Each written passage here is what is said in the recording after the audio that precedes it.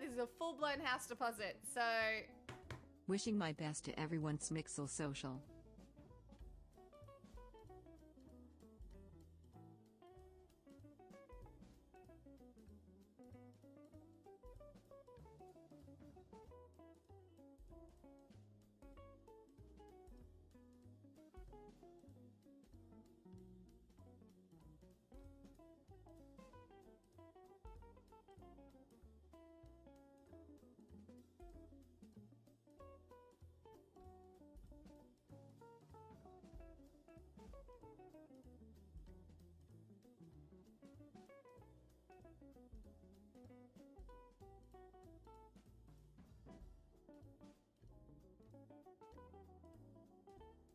Was broken. It wouldn't let me unmute.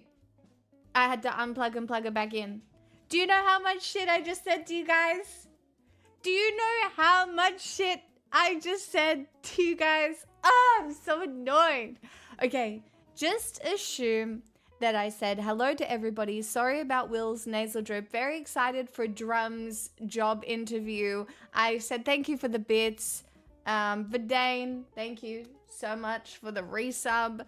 My God, 39 months, thank you. But I said a lot of stuff. And now none of you will ever hear it because I can't go again. I said hello to everyone. I said hello. I said hello to everybody. And oh, that is just annoying.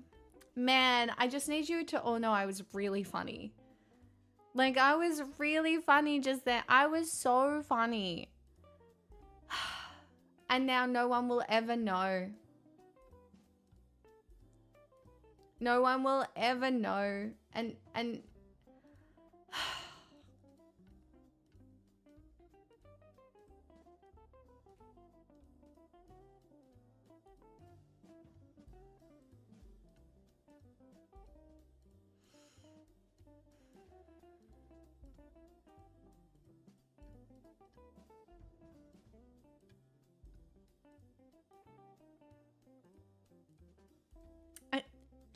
It's just, that's a disaster.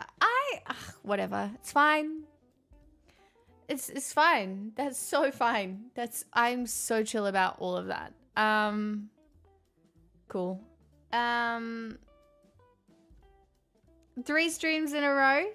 Hello. Hi, Regotiate. Do you know what else I said? I said that Demon with an N deserves a gift sub because I see you now. You're here at the start of every stream. You're here with all the regs at the start. I respect it. And I was like, you deserve a gift. And I can't even remember what else I said. Do it again and we'll all give you a pity laugh. I don't want a pity laugh. I only want real ones. Or, you know, the ones where we're all laughing together awkwardly because I'm weird, you know? Whatever. It's fine. I was also, Jaeger, 25 though. I was also explaining how I'm pretty sure I got glutened. Because I feel like the only times where I am as tired as I am right now are the times where I might have like accidentally eaten something with gluten in it. Like, I actually think my response to gluten, it's not digestive anymore. It's only me getting tired. Oh, Vic, you hero. You're my new favorite chatter. Vic Morrow's Ghost gifted a tier 1 And sub to that's, D3M0N_W1TH_1N. They have given 287 gift subs in the channel. That's a nice, you had to scroll up and everything. Truly, but it's been this whole week. So, deserved, in my opinion. More demons, good. Actually, it's really funny at the moment. On my For You page, I know, embarrassing. On my For You page is this one incredible woman who is so mean to Geminis. And the whole thing is that she's like, Geminis are busy all the time because they're actually talking to Satan. They're actually trash demons and I hate them. And they're all busy the whole time because they're just in cahoots with Satan. And I fucking hate them. And so she just pops up on my feed now all the time. And I'm like, you're so right. I haven't really communed with Satan today. And then I'm reminded that I need to do it. Being a Gemini. Like, I realized that I haven't been working enough. She's like, when Geminis pray, the room gets hot because they ain't praying to the same people you are. It's like, she goes on and on. Like, her whole thing is just how bad Geminis are. It's so funny. Anyway, how was everybody else's day? Mine was again very restful, but I did a few jobs, washed my sheets, took my doggy to the park, and that's on it. Welcome to the year of tech issues, horse not included. Stream starts, vibes immaculate, and then dead silence. Not even the mic's fault, just the audio interface taking an unscheduled nap. Honestly, turns out we postpone the revolution until can turn it off and on again. While we wait, I'm contemplating lobster mating behavior, delicious steppen, and achieving enlightenment, but we all know I'll end up enjoying stroganoff in bed, like a true revolutionary. That's right. That's so right. You're so right. You're so right. It's fine. I'm fine. If I wasn't living in a rental, my shower would have a new shower head and a hose and caddy as well, because I think it's very old. It's no good. And I do need a new one, but I don't want to go through the process of like organizing to get it changed. Yeah. Another day, another kitchen, but the weekend begins. Wait, your weekend begins now?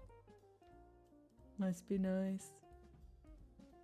Must be fucking nice. That is exciting for you. I'm very happy.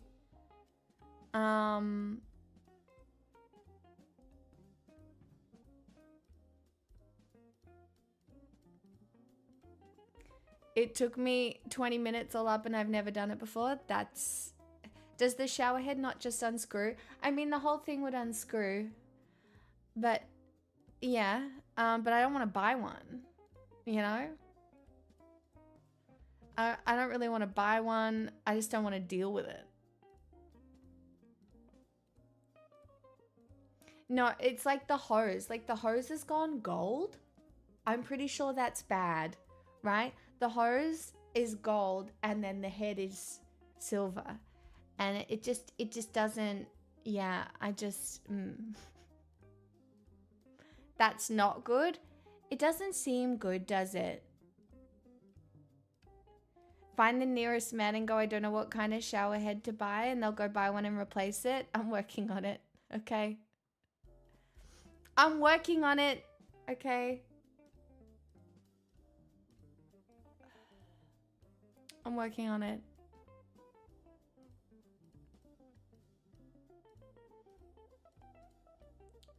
I won't let any old man inside my home. That's weird. You know?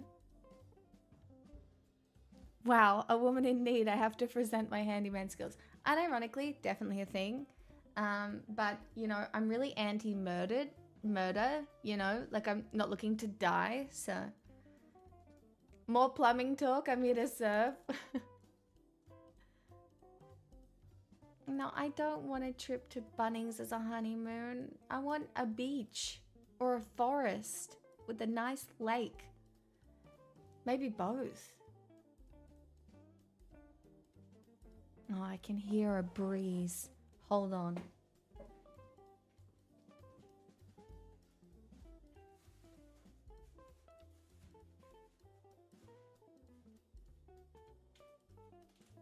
I hate a breeze.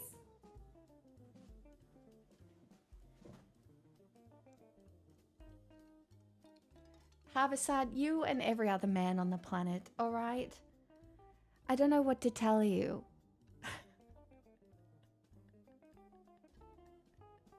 Feeling useful is... People used to say that, like, food was the key to a man's heart. It's not. It's not. I understand you all just want to do a thing. And ideally, it's a thing that you're good at. Okay? And that's why I do less things, because I would never want to take that away from any of you. That's why I'm so good at delegating, you know?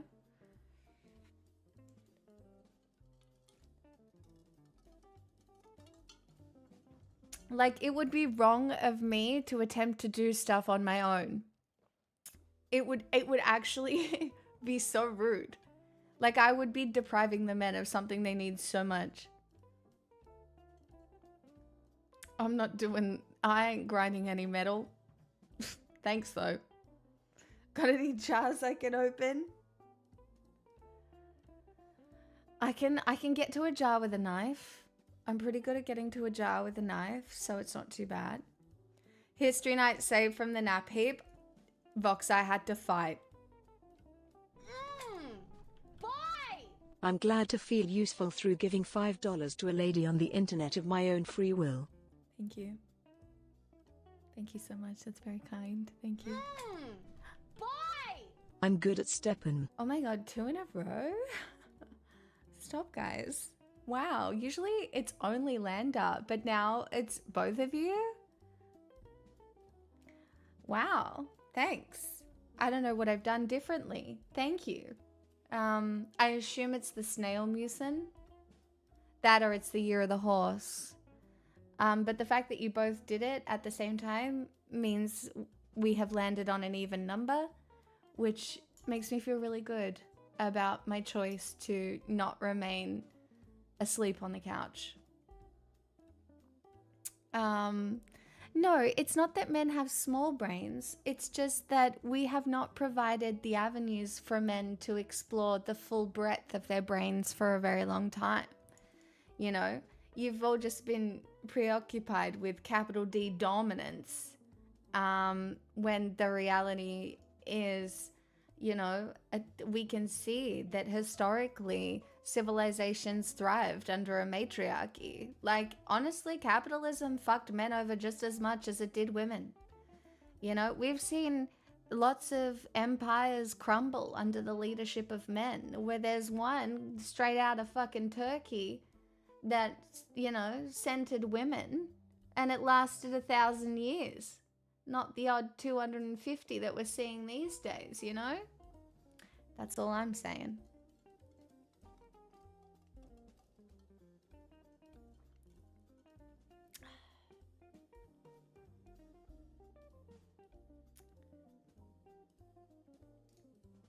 Yoki.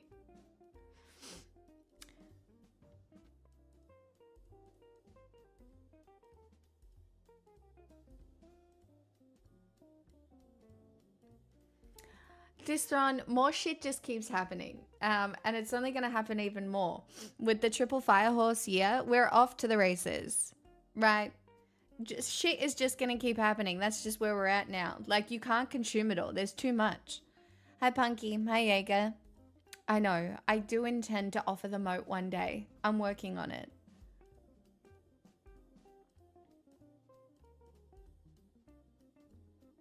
I wish I had a bath, Jaeger. Subscribe today so I can afford a bath. One day. That's my dream. A bath. I want the bath to moat pipeline. Do you know what I mean? Slowly but surely, larger bodies of water. That's the pipeline I want to be on. I have no body of water right now except my own body. And I would like to progress towards larger bodies of water. You know, that's my dream.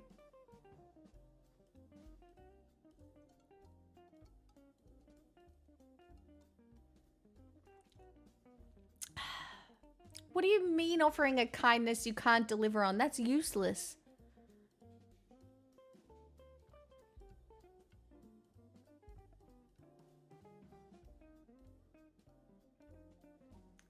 Pigs deserves an ocean? You're so right. I think I might go with the whole Mormon thing where I get my own water planet. And no, I don't want an inflatable bath. That seems like too much work. I definitely do not want that. I like, don't create more work for me. Remove the work from my life. Do not create the work. My God. Come on now. It's called playing No Man's Sky. Private islands have kind of a bad rep at the moment. It's okay, I'll fix it. On my island, the only thing that will be eaten is delicious food. Alright? No babies.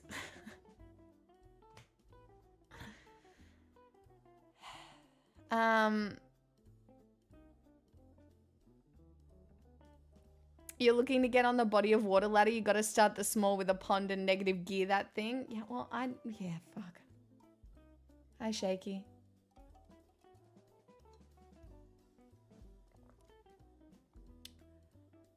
I think only Mormon men can get planets. You have to be an attachment to him.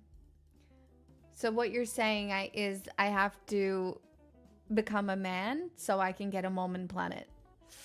Is it worth it? I just don't know yet. I'll think about it. All right, the Mormon women get to have babies as reward. Shit. Maybe something else.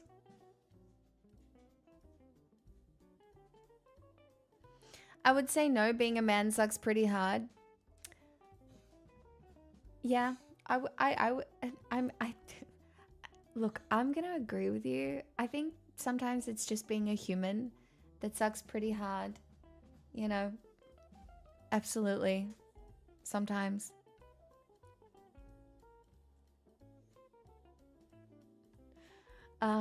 Vox, I love that. People for the implementation of xeriscaped ever-increasing lakes. I like it. That is actually what I mean when I tell everybody to join the Pixel Party. And engage in pixel politics. It's actually the politics for the people of the implementation of the xeriscaped ever-increasing lakes. But, you know, that's a mouthful, so... Maybe being a rich man might be okay, but a regular man, I don't know. I think sometimes being a rich man could also kind of suck. But like being anyone can suck. It really just depends on your life. Like being a rich man, if you're sick, sucks. Oh my God, you remember you? What? Oh, great.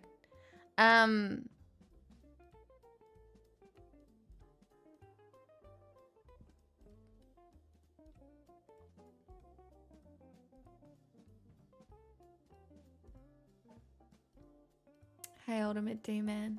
Welcome on in. Happy Thursday.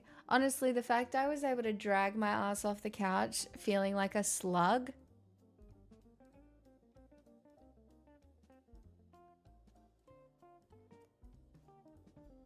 Eric, you're 2 shit messages away from being banned. I just want to let you know that. 2. You have 2 strikes. You are 2 shit messages from being banned. Okay?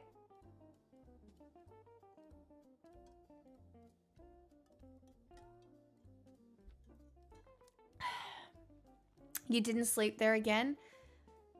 Oh, I have to admit to shame. I did not sleep on the couch. I made an even worse decision. It was so bad. I really fucked up.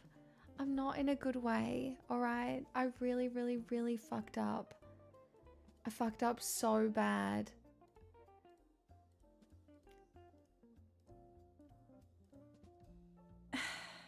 It was bad. I finished stream. I was so tired. I was like, I'll have a lie down. But instead of lying down on the couch, because I was like, I can't sleep on the couch, that's bad. I went and laid down on bed and then I just fell asleep. And because I fell asleep, I didn't take Pixel out before falling asleep. And so I woke up and she'd leaked. And so I washed all my sheets today and everything, but I felt really bad because, like, what do you mean? But I fell asleep in my bed, in my makeup, in my clothes. Like, that's how tired I was. It was bad. It's alright. Happens sometimes. No, but it's my own fault for not, like, doing my little nighttime routine and, you know? I'm exhausted today still. I think I got glutened. I really only get this level of exhaustion. Like, this isn't normal social exhaustion. I really think I got glutened. And because, like, this level of exhaustion only seems to happen when, like, maybe I might have eaten something that is, like, not okay. Because then I don't feel like eating or drink. It's weird. It's weird. But I mean, clothes on, yeah, makeup on. It was a little embarrassing, I suppose. Not that anybody saw it. The only reason it's embarrassing is because, like, I'm admitting it to you. Like, no one knows. I could have just never told anybody and no one would know. But it's weird that I feel like I need to say it. I don't know why. It was definitely not waking up to the pee party, Ultimate D-Man. It was definitely not.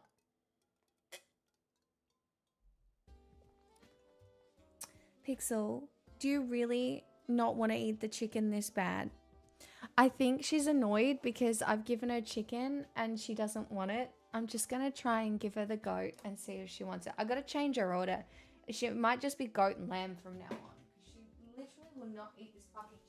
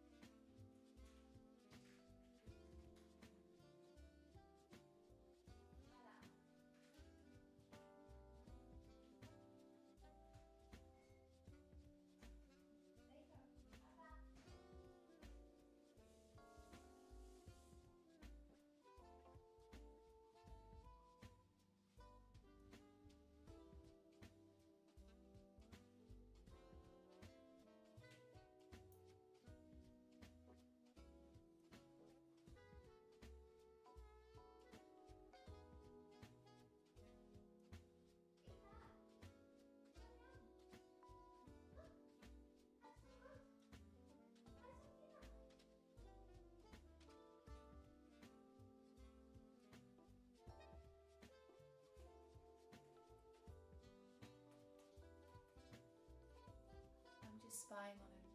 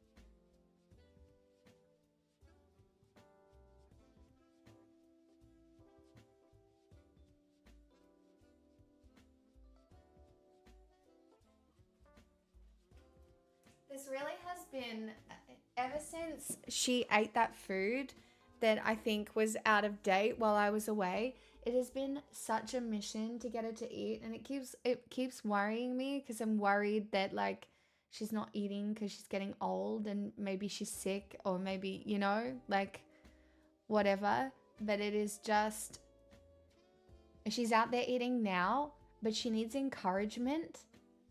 And I don't know if I should change her food, but if I change her back to kibble, like, I don't know. Like, she's been for a big run at the park today. She should be hungry and she'll eat a treat. I don't know if it's just the chicken she's hesitant about, or like I just gave her goat then and she's now eating it, but she was a little hesitant at first, you know? Hey, Kano. It's just, anyway, it's okay. I just hope it's not like, I know I don't want to change her food because I know it's even worse because, that changes their whole gut biome and stuff. But like, she's finished now. She's had enough. Like, she's walked away from it and she obviously hasn't eaten that much. But, I mean, at least she's eaten something and she did have a treat, so I don't know.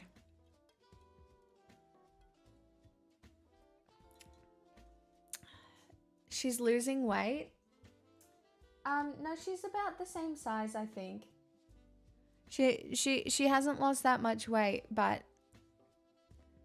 I am a little concerned. I'm a little concerned. She's other than that, she's really normal, but she is slowing down. Like she is slowing down a little bit. So I will take her back to the vet. She's on her estrogen, she's on her bronchodilator, but I know whenever you put a dog on a pill,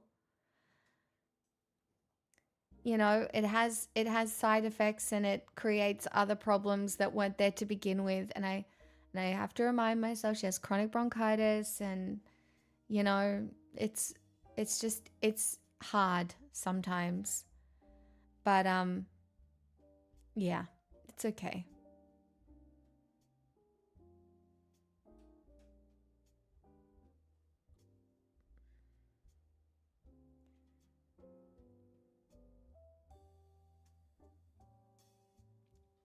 She's still absolutely great with walks, like loves it. She's still very playful, loves chasing her ball, loves playing with her toys. Like, again, quality of life still very high. It's just getting her to eat is a little bit challenging right now. And yeah, that's okay. I mean, yeah. Pixel is 10. Pixel is 10 years old. So, 10 years old, and chronic bronchitis, when diagnosed, has a not the greatest life expectancy, but it could be 2 years, it could be 5, it could be 7. But, time is coming for me. So, as it comes for us all, it's just a weird, it's weird because it does constantly like play on your mind, I guess. No, I finished the bag of Skittles. I don't want to talk about it.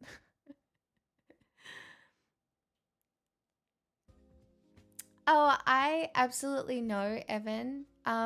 So a lot of the work I've done in therapy over the years is to do with anticipatory grief, and I am much better at it now. I am much better at it. I'm generally pretty good at focusing on the positives. Death is cruel and dumb. See, I don't really look at death that way anymore. Death is just another part of life that happens. But some deaths are cruel and dumb. I do agree with that, But that being said,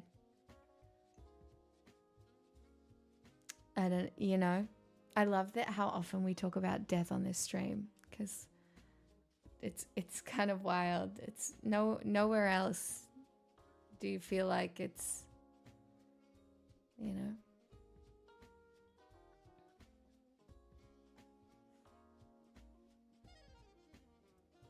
There was a period where it was daily. Yeah, well, I did have a lot of people die in a relatively short period of time.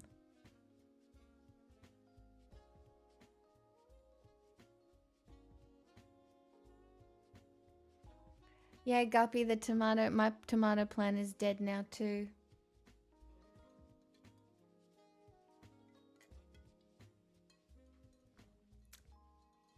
Yeah, I mean, the issue is an unhealthy relationship with death and dying is the reason society has half the problems we do. Like old men clinging to power, speeding up decline because they want to see the implementation of AI or whatever. Like, that's a thing. Old men clinging to power is because they are afraid of death is a huge problem. Hello, Ruggers. Also, I'm still annoyed at you now. I can't believe the path that you have chosen to take. The double down is diabolical. Repent.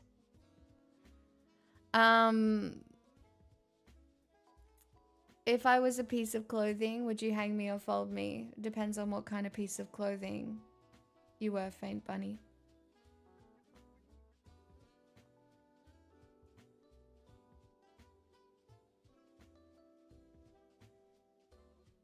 I apologize. Suppose that'll do for now.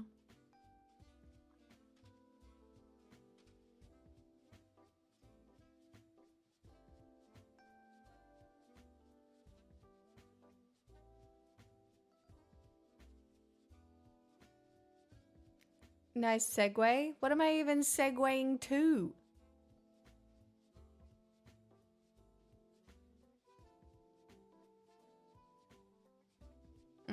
I don't think that is the outcome.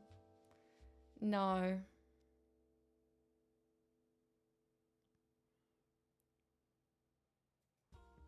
I know Outlander is coming up to the last season, which will be interesting in itself. I'm okay with that though.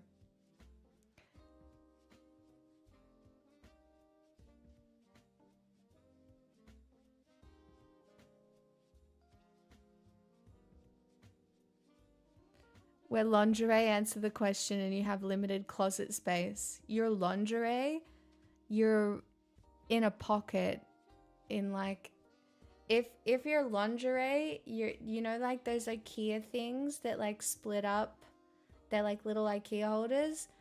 If you're lingerie, you're in a pocket in a drawer.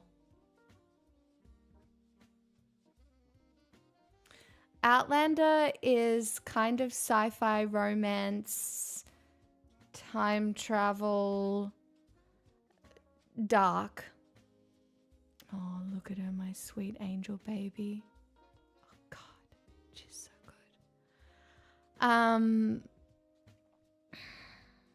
You have everything in its own square. That sounds like you've weaponized that attire. What do you mean? It's just organized.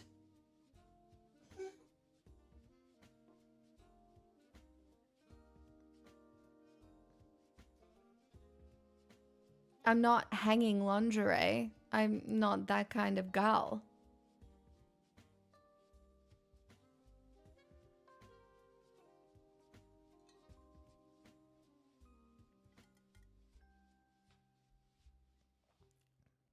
It's really more historical romance drama. Yes, I suppose so. But there is sci-fi supernatural aspects to it. You're right, though. Oh my God, Ruggers, you didn't have to do that. I'm just playing, you absolute ratbag. No. Oh my God, let a girl have some fun. Stop it. No. Oh, God. Well, now you've ruined it. Now I feel bad. Look what you've done. Repent again. That's not... God, that's so annoying. That's even worse. What? Man. Banter these days, it's just fucking dead.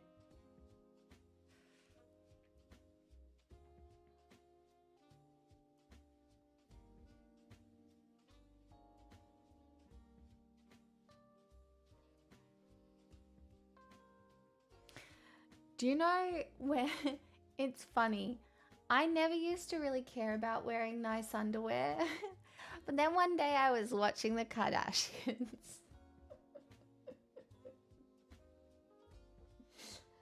Ugh.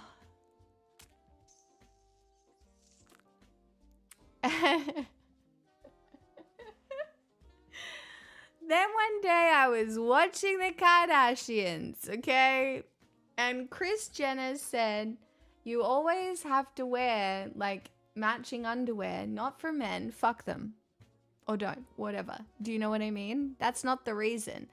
But what if you have a heart attack or something and you have to go to the ER and they have to cut your clothes off?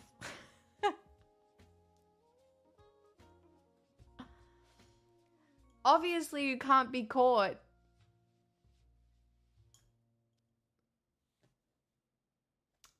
You know, you...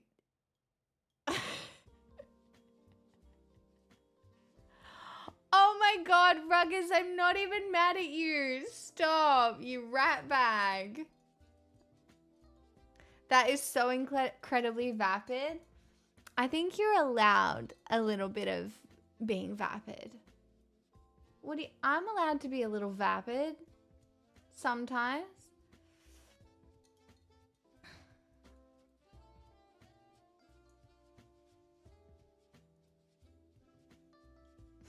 Night, Ruggers. Have a good one. Like, I don't know. It is also, it's a very nice feeling to wear nice underwear. It just makes you feel put together. For yourself, not really for anyone else. In my own personal opinion. Are you concerned that the paramedics will note that you're wearing granny panties? No, I'm not. This was kind of a joke. It was kind of a joke.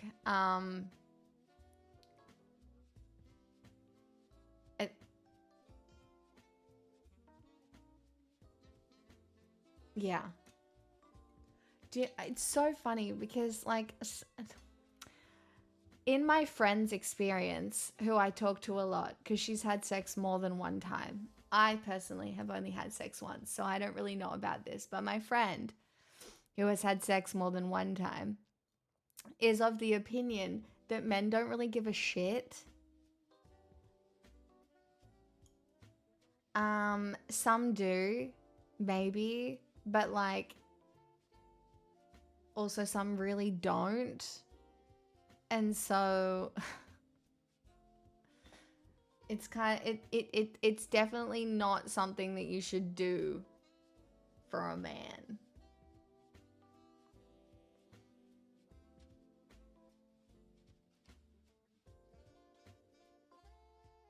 In my personal opinion.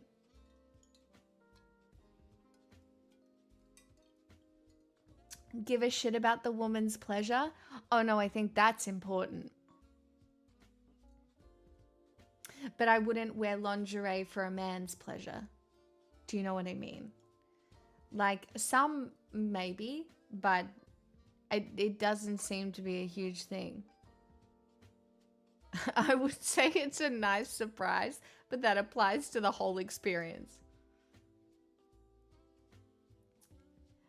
And that's the point that I'm making. Do you know what I mean? There's the reality that in a lot of cases you could have fucking toast crumbs. You know, you might not have shaved your legs in like a couple of weeks, and someone in that situation isn't gonna go, oh, maybe not. Like, I know we say that the bar is on the floor all the time, because it is. Because the bar the bar is on the floor, but the bar is also on the floor because yeah.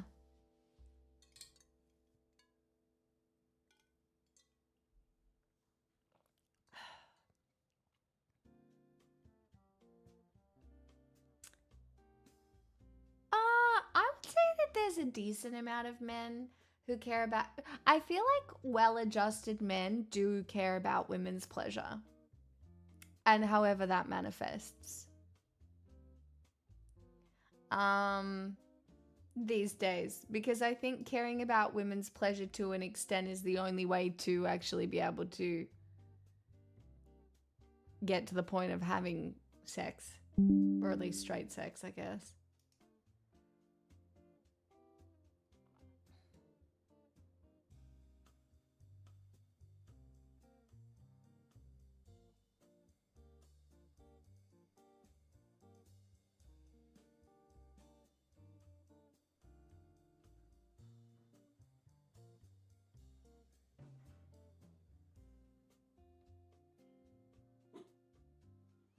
There's many a Reddit story where women buying lingerie counts as a gift for a man or vice versa. Oh, 100%.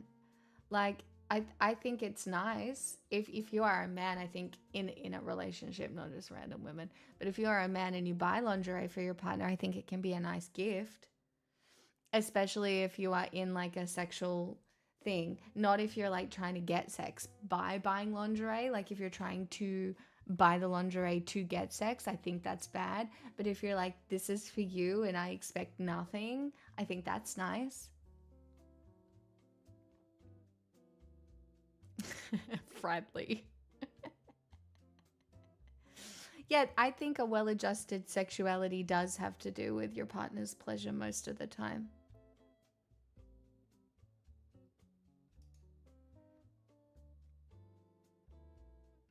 And here is GTA 6 also, you are welcome. Damn.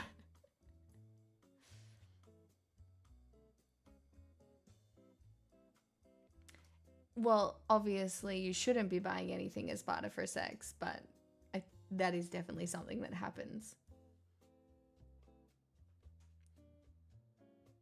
I think, why are we doing this on a Thursday? I'm going to be real. I think most sexual tension happens outside the bedroom. And if you think that sex only happens between like a kiss and foreplay and the act of whatever, you're fucking up. You're doing it wrong. You're getting it. You're getting it wrong. There's a whole sex world I don't have access to and it worries me. Don't worry about it. I really I wouldn't worry about it. It is something that people can add to their lives if they want to, or if they want to seek it, or if they want to buy it, I suppose. But also you don't have to, and it's weird. As someone who has historically practiced a period of abstinence,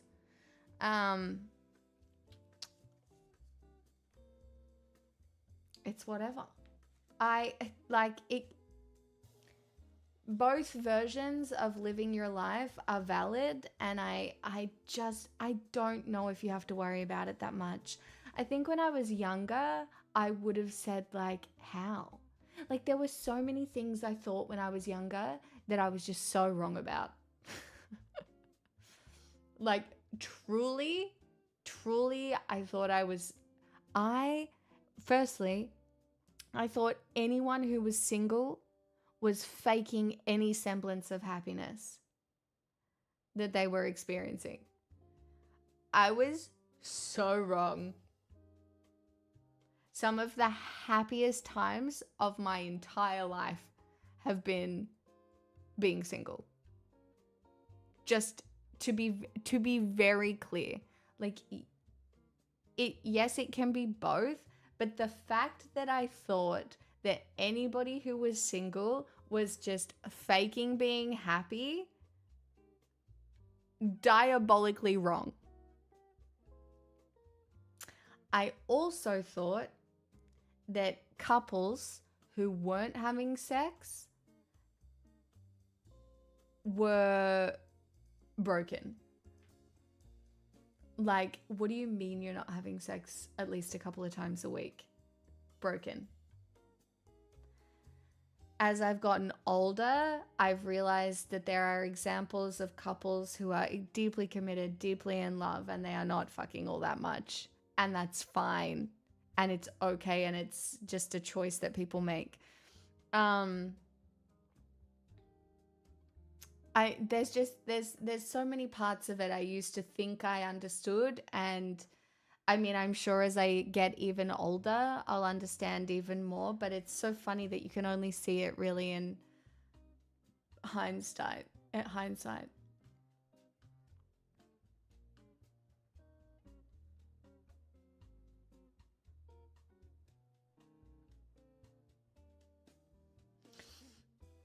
I mean, I do think we create our own boxes, for sure, that we become trapped in. I agree with that, Strawman.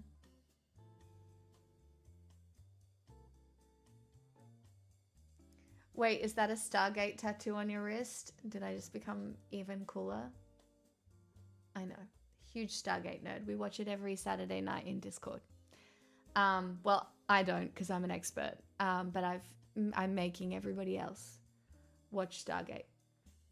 It's very important. I think my experience agrees with that because I can safely say that all my happiest memories are from times when I was single. Lamo Trier. I see what you've done here.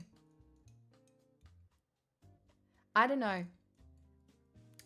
I know it sounds patronizing every time I say something like this, but you have changed a lot since I first met you. I would never write yourself off. I would never write yourself off, and and just in the same way, I will never write myself off.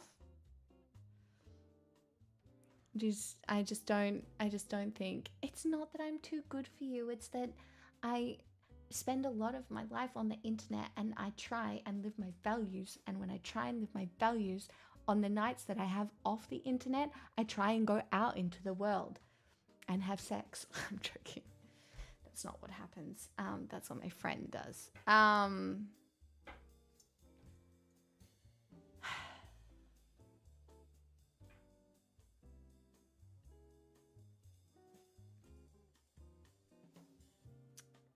I think that it's good for people to have a partner to keep them grounded. I think there are lots of good reasons to have a partner. Definitely staying grounded. One, it makes your life cheaper as well. That's a good reason to have a partner. But I think, and this is the hardest one for me, and definitely the one that has taken a lot of working around processing, I guess, is when you have a partner, you have someone that's witnessing your whole life. And I think sometimes it can be a little difficult to come to terms with the fact that you do not have someone witnessing your life. Because I remember when I was younger and in like a long-term relationship, and I remember just being like, wow, this is so cool that I have someone here who is witnessing like the most real version of me, right? Because even though my parents have witnessed my entire life, they get, even though my dad sometimes watches streams, so he probably knows way more than he ever should. But like my parents have witnessed me from being a child to being an awkward teenager, like, but they don't see all the sides, right? Whereas like if you are with someone in a romantic way, they're kind of witnessing you in that very authentic way. And it's not until I got a little older and started really fostering platonic relationships with people that I feel like the life witnesses around me exist to a certain point anyway. Like, sure, there is probably a decent part of me that they don't see, but sometimes I'll tell them about it. And it can be enough. Like, does that make sense?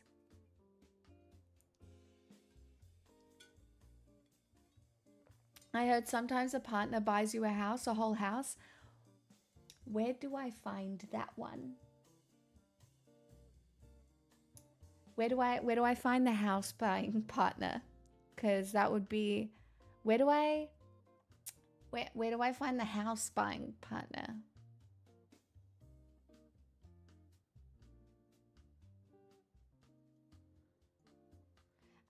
Tasty, I already know what that clip is going to be and I hate you for it. God damn it. She's digging for wealth. It's a natural feminine state. Lol. I'll take MTG cards. There's specific ones I'm looking for. So, if you're offering. Not in the eastern states, obviously. You offering Perth-based house buying? I don't want it. Buy me one in Melbourne. Guys, come on. I'm getting old. I need stability. This is a joke. It's a joke. It's fine. I have my eyes set on a nice house in Sweden. I just need to make $1 million first. That's so relatable. You do need stability. Stability is just it's an illusion anyway, Evan. You can buy a house and still not have any stability. Stability at every stage of your financial security or anything, it's a myth. It's a myth, and it always is a myth. Oh, you were trying to be rude. Wow. You did great.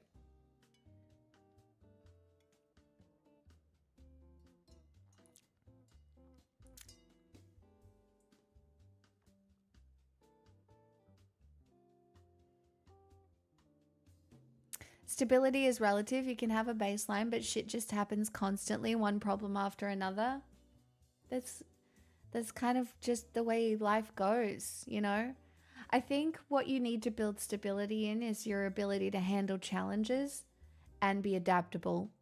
Like if your grounding is within your values and yourself and you know that you can handle things, then stability comes, it's like an internal thing rather than something that is provided to you externally. Like physical safety, extremely important.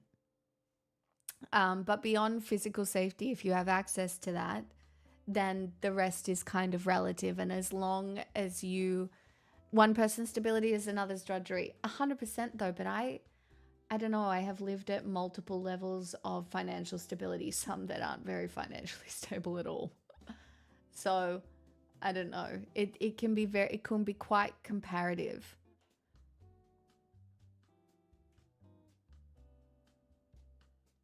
Sometimes, Tasty, sometimes our bodies feel most comfortable in chaos. Do you know?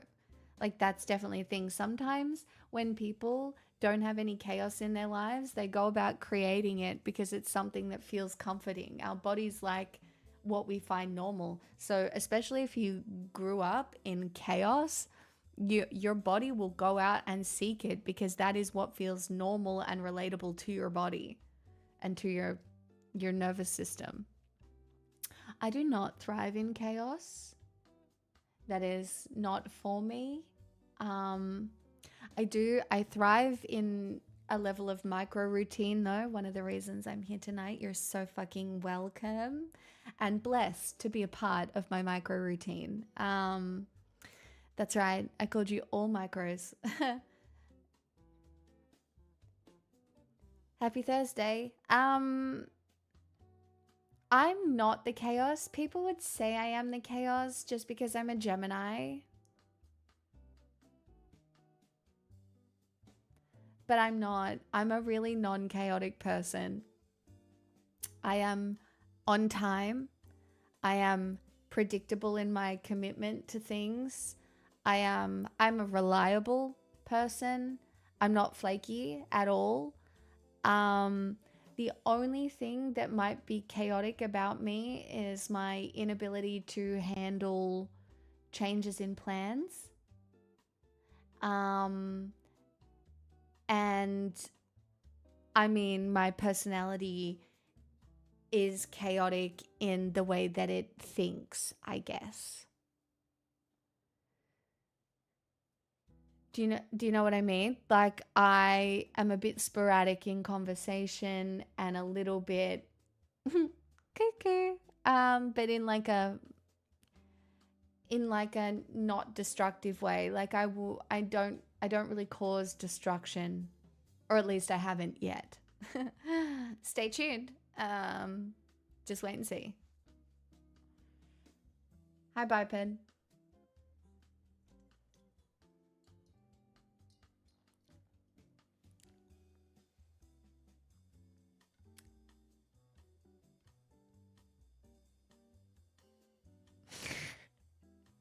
So, Tomo, no, you haven't. It's the same personality every time, just sometimes it's a little heightened. All right? Sometimes she's taken a Panadol.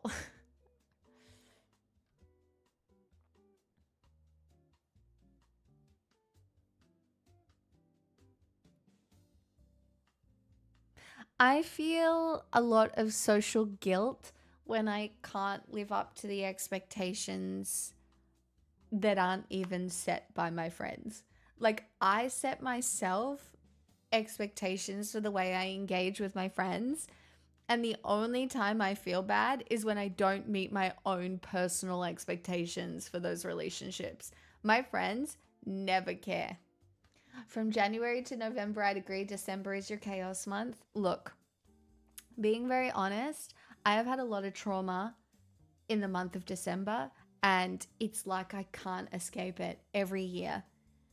My body just gives out. Like, my nan died. I went through 3 different breakups, one of them on Christmas. So, Christmas a few years has been traumatizing as well because of like eczema or just jaw pain. December is not a great month for me, but I did make a really good turkey. I did. I made a really good turkey. So look, last year, you know, I fought against it. I still got sick for 3 weeks. How can we help December be a better month for you? $1 million. Thank you. That would solve most of my problems. I'd probably still crash out, but it would be entertaining and definitely worth the money. Subscribe today. Yeah, no one has that much. That's why I ask for it. All right. Like, if I asked for $10, that's achievable, and then I'm being manipulative, and that's bad, right? Because we hate it when women are manipulative. That's evil, right?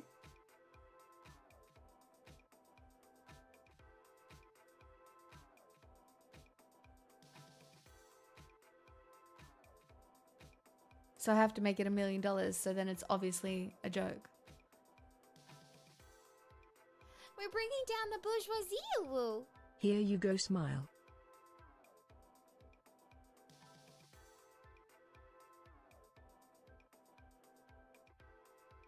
Did you have that ready to go?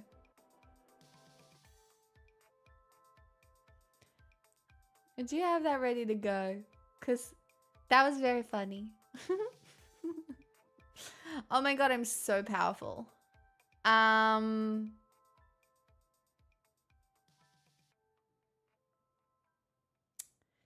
Damn. Boy! I hate you, you're so manipulative, it's not fair. Oh god, one day I'll get cancelled for being manipulative on the internet, but today is just not that day. It's so annoying. God, fuck. Man, being a woman is so hard. Have you tried Money Please? I haven't, because I like to be a little more underhanded with my manipulation. Like, it's not really just, it's not fun when you just ask for $5. Like, that's That's like surface level shit. Like, as if you don't want to get like underneath.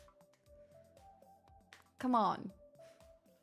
What's the forensic psychology degree for if you're not like playing on the different levels of manipulation? Like, I mean, if I was just being a little, you know, if we were surface level manipulating, it would be like, ew, I hate money. Gosh, I hope no one gives me some. You know, or like, you know, that we want it to be that it needs to be layered like an onion. Religion.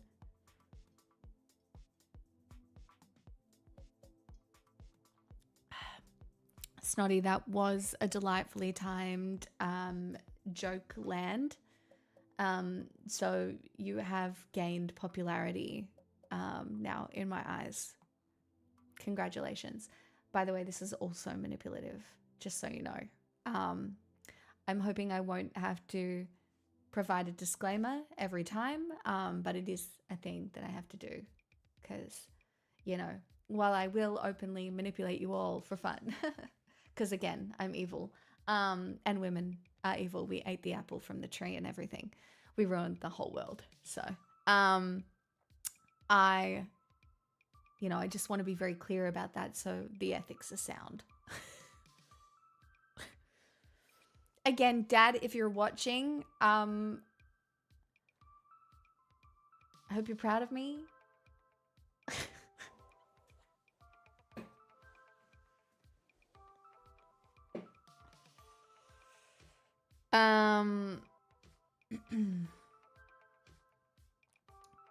Continuing notes has used advanced academics as a means to explore the manipulation of others for financial and political gain. At least I haven't fucking brought you an ebook yet. Alright? You know, I could be teaching you all how to be real men. I haven't gone that far yet. And I might. And you know you would fucking buy it. Right? You know you would. If I was selling an ebook or a course, God forbid. Oh,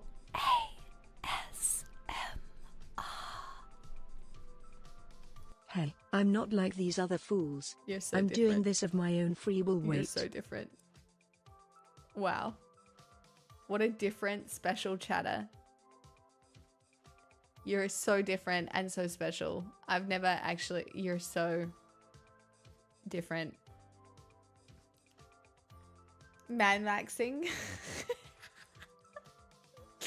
Imagine I grift with a fucking ebook called Man-maxing. Stop. We could do it ironically. We could do it ironically. That could be fun. But it would be from a matriarchal perspective, and like, I don't know if men would like that. Or maybe they would. Maybe there's a market for this. Do you know what I mean? Like, it's not going to be how to be dominant or how to hang a curtain rod or anything like that.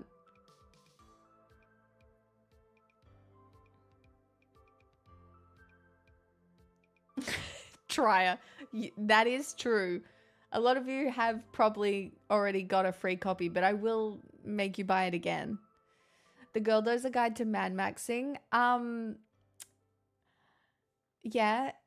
I'm afraid that between Joe and I, it would be different. We'd be like the sun and the moon of Man-maxing. It's just because of our different upbringings. That's all.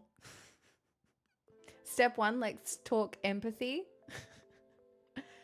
You can't start with empathy. The men wouldn't like that. Chapter 1. Doing things and why it makes you feel good.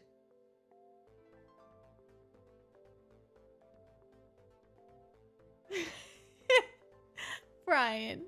Step 1, step on. Step 1, buy shoes. Chapter 1, vaginas. You're not even going to make it to a vagina if chapter 1 is vaginas. Guys. Vagina can't be the first chapter. Chapter 2, you can't punch away your problems. Oh, God, you need a hook? I just don't know if vaginas should be the hook.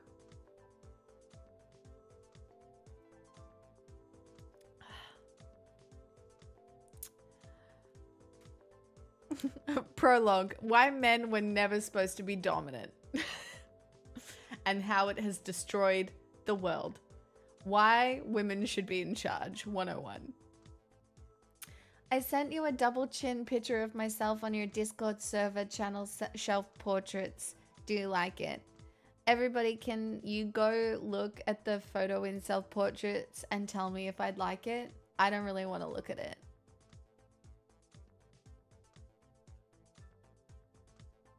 You guys can just relay the information to me if that's okay.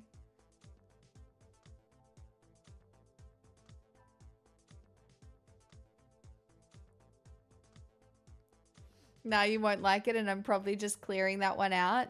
Is it one that needs... Is it a dick pic? Is it one that needs a hat? Did it need a hat?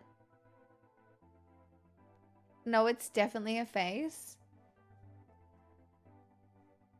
I see.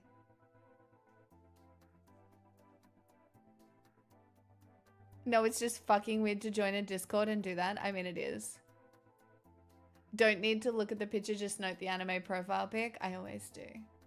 It's not my first day on the internet. Chapter 4, crop circles are not sexy. It's been a while since I've seen a crop circle, thank God. Bonjour. I can't actually speak French, but des qui font passer le mien. Anyway, I literally can sing that song in French, but with a Spanish accent. Don't ask me why. It's just because when I learnt it, it would... Never mind. Anyway, welcome. Hey, I only speak English.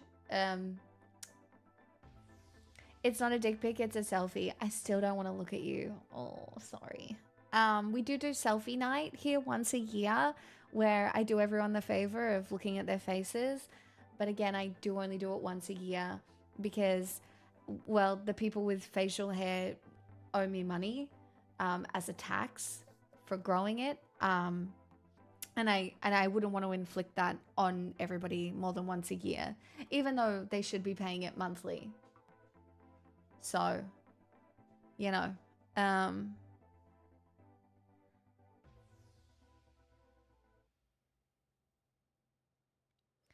will there be a chapter about the love languages besides acts of service? Yes. We will also include gifts and physical. We'll include them all. Love languages, you need to do them all. I'm going to be real with you. I don't care specifically how you experience it, but you need to give them all. And if you only enjoy, like, you can explain the ones that make you feel the best and hope for the best, but you have to actually give them all out. Sayed, thank you for the whole year. And I do quite like cats. Even though one of my friend's cats bit her really deeply and she's currently on 10 days of antibiotics. She got bitten. Understandable. Luckily, I didn't have facial hair, but I got banned already. Well, you probably deserve that, Chad. So, unless you redeem yourself in this chat, it's probably the way it's gonna go.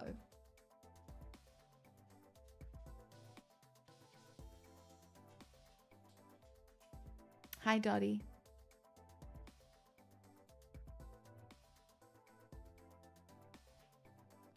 Acts of service was added to that book just because the author hated doing chores and wanted an excuse to avoid them. Lamo. But I mean, acts of service is definitely a real form of love because I've met men. Oh, my darling.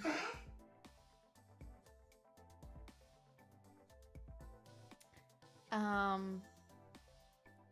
don't want to go to Milwaukee. What should I do? Unfortunately, you have to go because everybody has to work. So you just got to do it. You know, who else is going to commentate the magic? It has to be you. And also you'll get paid money. And then you can resubscribe here. This is self-serving. I don't know what you want from me. I need like, what? What do you want me to do? No, you should be unemployed. With the rise of AI, the jobs are going everywhere. I need to encourage the most of you to stay employed as possible. So I remain employed. It's the circle of life.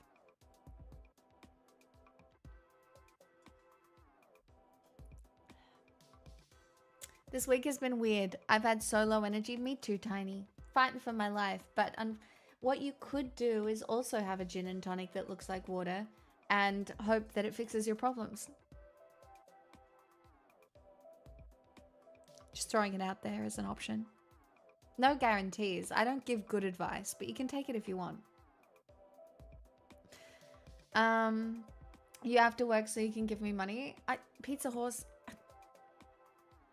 Do you need a better reason to work? Do you want to go find some meaning? I'm sorry, we're in late stage capitalism. I can't give you a better reason to work. I don't know, do you like the occasional nice bit of food? Sure. Does it bring as much satisfaction as giving me money during this incredibly random hype train that just appeared out of nowhere? I'm gonna guess probably not. I hate myself. Anyway, hey Salmon. You have an expensive bottle of gin? Must be fucking nice. I do not have an expensive bottle of gin. This is a Bombay Sapphire, as that's what I've got. Ew. Don't you judge me. Don't you judge me and my Bombay Sapphire. Okay? It's the way it's gotta be, little darling.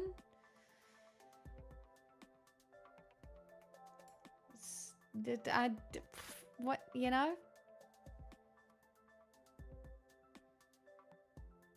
It's the best of the house gins. It's fine. It's blue. It's cute. We like it. No notes. It's a Cabernet. Well, that's fancy. That must be nice. Gosh, I hope no one sends me a nice bottle of gin for my birthday. That would be so annoying.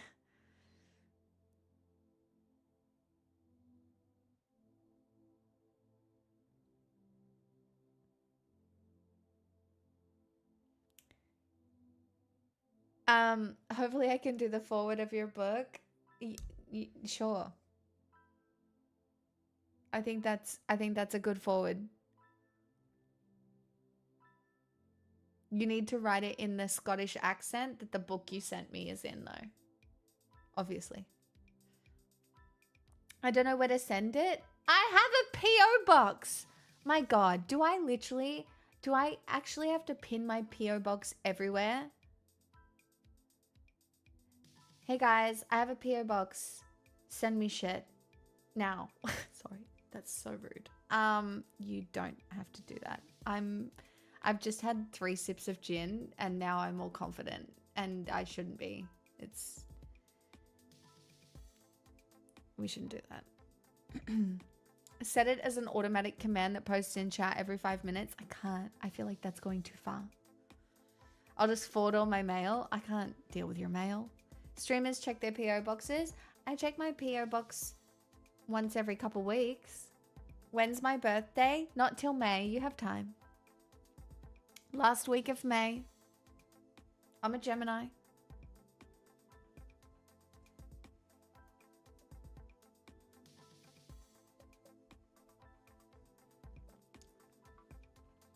Which Gemini model are you? The best one? Magic cards, right? I would also accept magic cards. Yes, I would. Magic cards? No, if I list off the things I want, it does make me sound vapid and boring.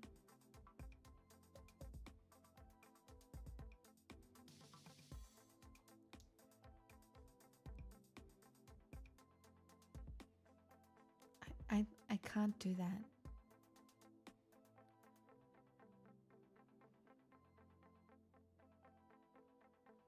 Yours is sooner? Yeah, well, a lot of people's birthdays are sooner than mine. I just like to bring it up nice and early because people need planning time.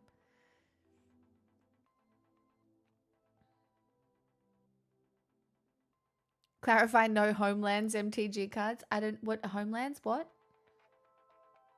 Your birthday is on Easter this year? Wow, you're basically Jesus.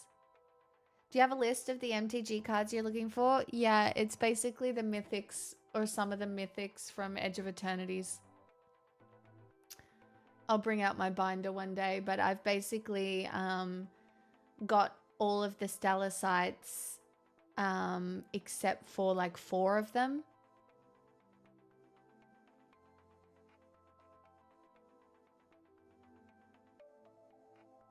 Exactly, Pizza, you get it.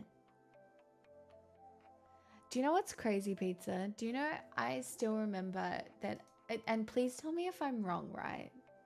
But I still remember that you watch my stream having come from a Nazi raid, I think. Like back in the day. Please correct me if I'm wrong. But am I right? Like it was years ago. Oh, it was from a Julia raid? For some reason I thought it was Nazi. By Keno.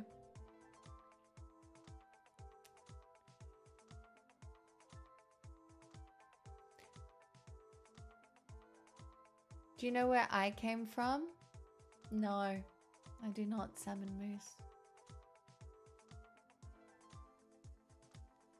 Huh. That's so interesting. For some reason in my head, that's what it was. I came from my mama. You accidentally spoiled Max tonight? Oh, that's okay. It'll still happen. Chat, where did you come from? Share your origin story.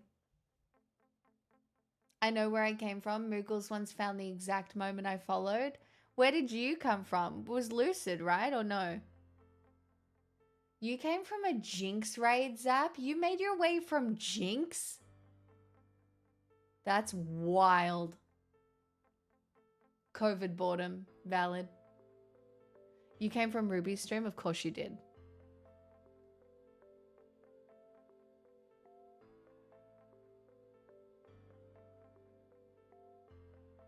Did Barjo ever raid you? Barjo might have raided me once or twice, I think.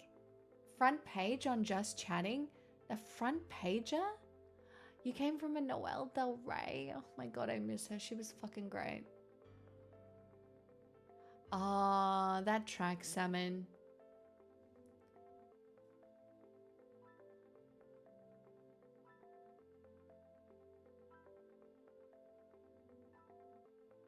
Oh my god, you followed because I cried, Tasty?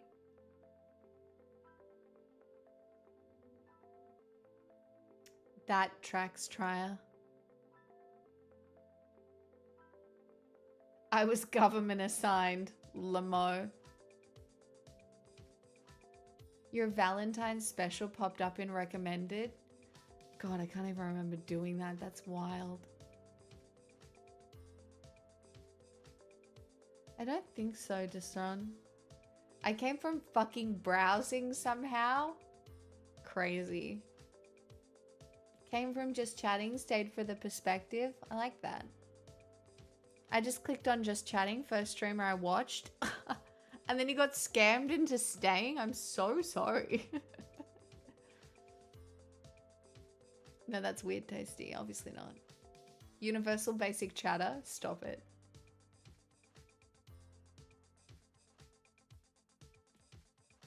Whenever I first got here, the stream used to be a lot more educational.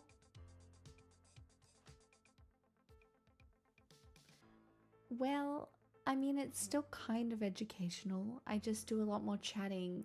I navigate the education in a less formal way.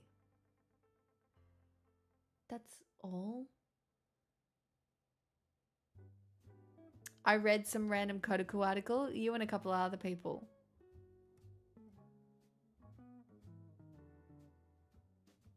I just joined for the Shroud-like PUBG skills. Shut up. That's rude.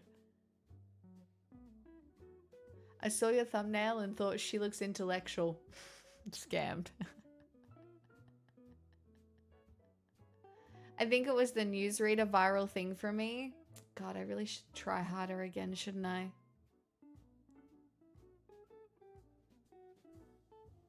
I learned makeup strategies yesterday. Half deck, I'm so sorry.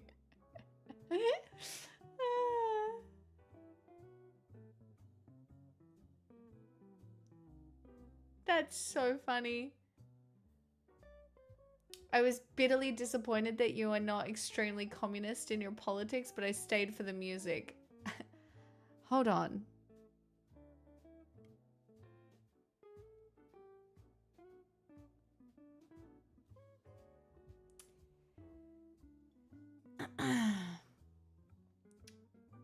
You guys.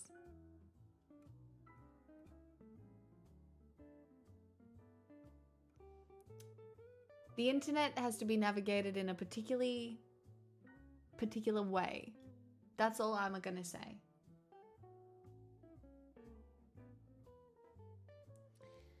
That's all I'm gonna say.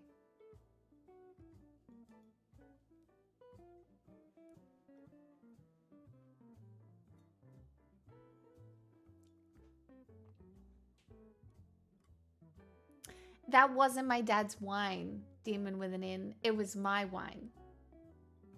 I bought that wine. Back then I had 2,000 subs. All right? I could afford wine back then. 2,000 subs gives you wine. 629 subs does not give you wine. The wine rack is empty. Also, it was COVID and I wasn't doing anything, so I was buying wine and getting tattooed.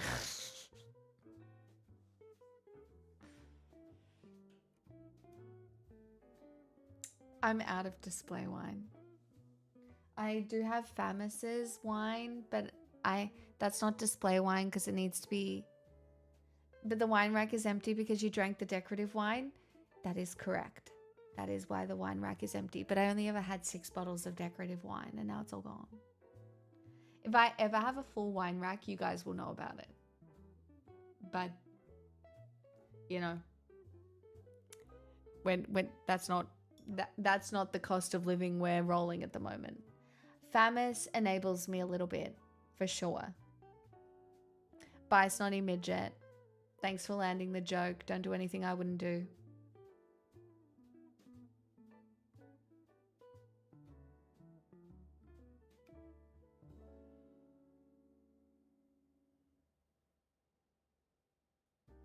Do you know, actually, funny you mentioned that, Salmon, because I could just never imagine...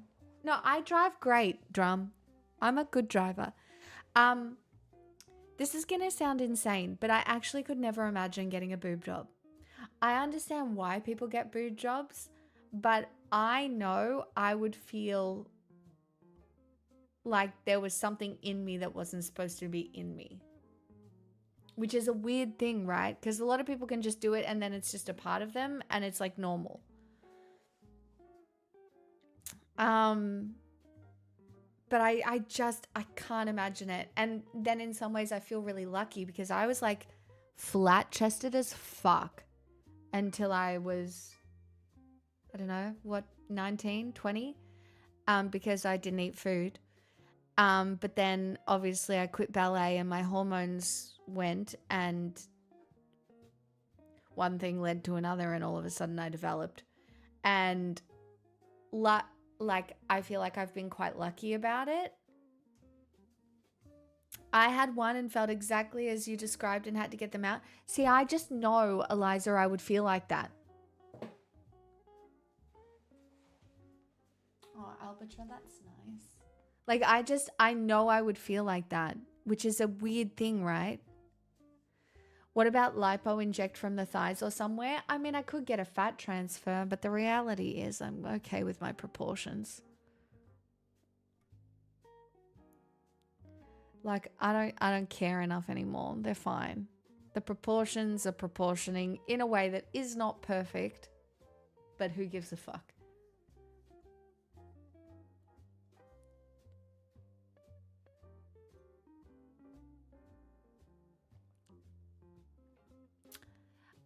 perfect looks weird. Like, I think you can look at somebody with like a perfect body and go, that's nice.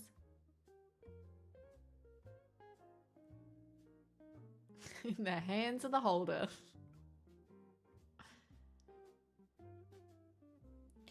I'm not bioessentialist, but I think cosmetic plastic surgery is wrong.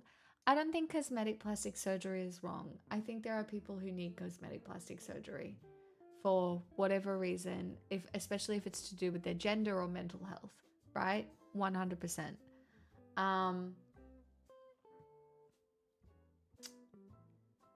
That being said, I think we should all be much more comfortable with imperfection than we are. And I'm saying that to myself because I am not, but I am. But yeah,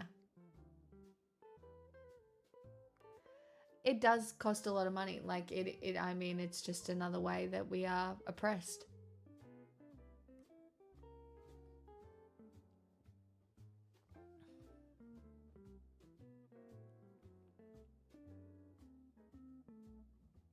I do find there's a subset of people that go too hard too early and live to regret it. Well, the thing is, right, I was so poor in my early 20s, I couldn't afford it to get anything done. And I think that's important because I think if you have money that young, you're so insecure that it's nearly impossible to not get anything done, right? Like, you know, there are still lots of times when I consider like, lip filler might be nice, just like a little bit, like not a lot, but just like a little bit in my top lip to make it match my bottom lip. And then I'm like, well, I don't know, what if I hate it? Ozempic and weight loss drugs are really fucking us over regarding what is a normal body. So yes.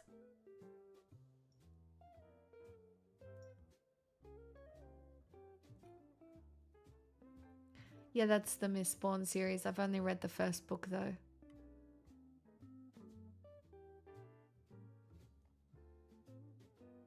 Sometimes when I'm like scrolling through social media and I realize everybody looks the same, I'm like, oh, I hate this. You know, like there's a very specific look that I see and I'm like, I've seen 100 of you. I know like, do you know what I mean? And I go, oh, like that's where we're at. You had bigger lips that one time when I had an allergic reaction. Yeah, I did. And I could do it again just by putting my face in a mango. Stay tuned.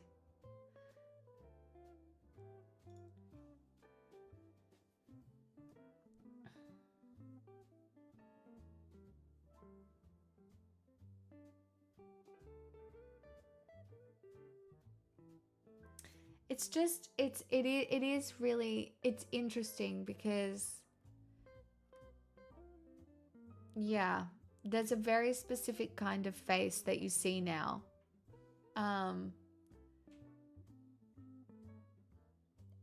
it's just a predictable one. And there's something about it that is just uncanny.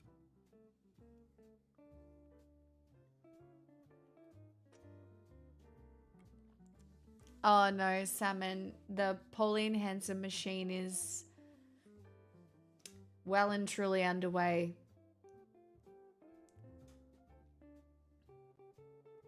That is going to be Australia for the next little while. Oh, I mean, Vox, absolutely.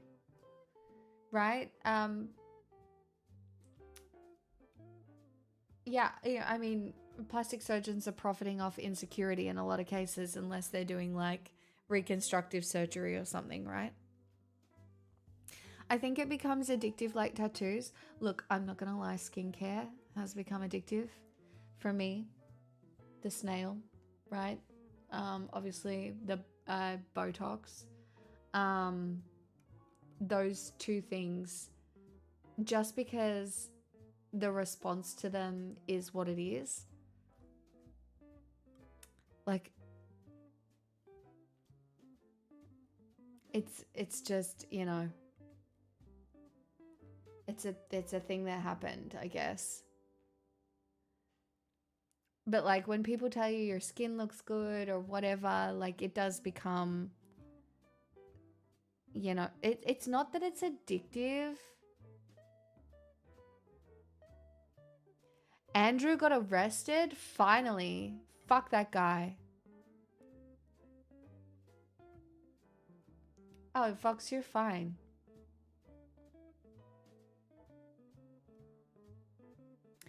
Taking care of yourself feels good. For sure.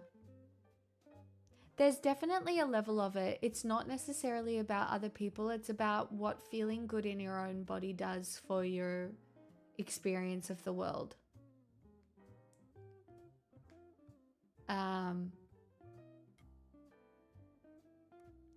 I've definitely started taking better care of my skin since I've been watching you. Fuck yes. Good for you. Like it's really not that, it's not that much. It's just like cleanser and a bit of moisturizer to start with, and you're doing better than most people. I don't know, karma, is it? Is that the first arrest of people in the Epstein files? It feels like it, doesn't it, Strawman?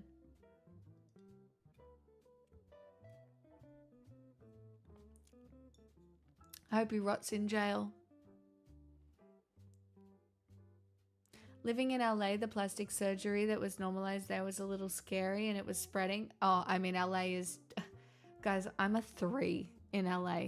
Maybe not even a 2. I am the most unhot person in LA. I could not live there. It would do the biggest number on my self-esteem. No, 100% jorts. The smallest streamers that I know that live in LA, Americans specifically, got a whole bunch of plastic surgery and claimed it on tax. They'll never admit to it, but that's what happened.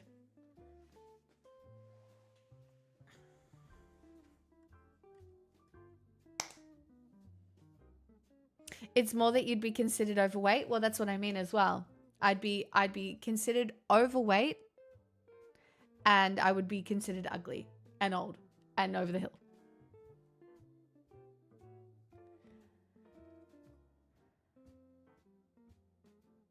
No, Vox, they wouldn't. I just can't believe it. It's just true. I'm not tripping you guys. I'm not. And they're all on fucking Ozempic. Just so you know.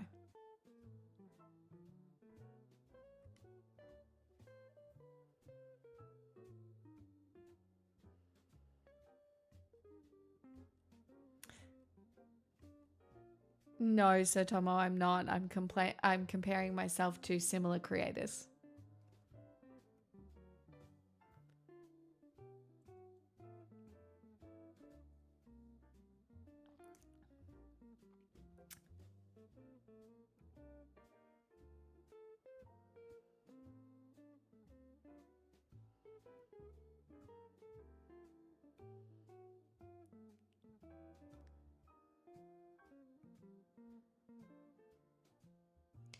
I saw a video the other day saying everyone should be on Ozempic. I don't think so.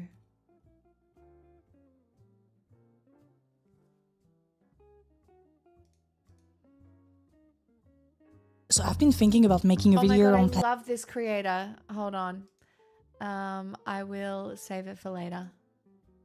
I love this. We're doing history night tonight, but I'll save this for tomorrow. 100%. I love this creator. We've watched a few of her videos in the past. Saved.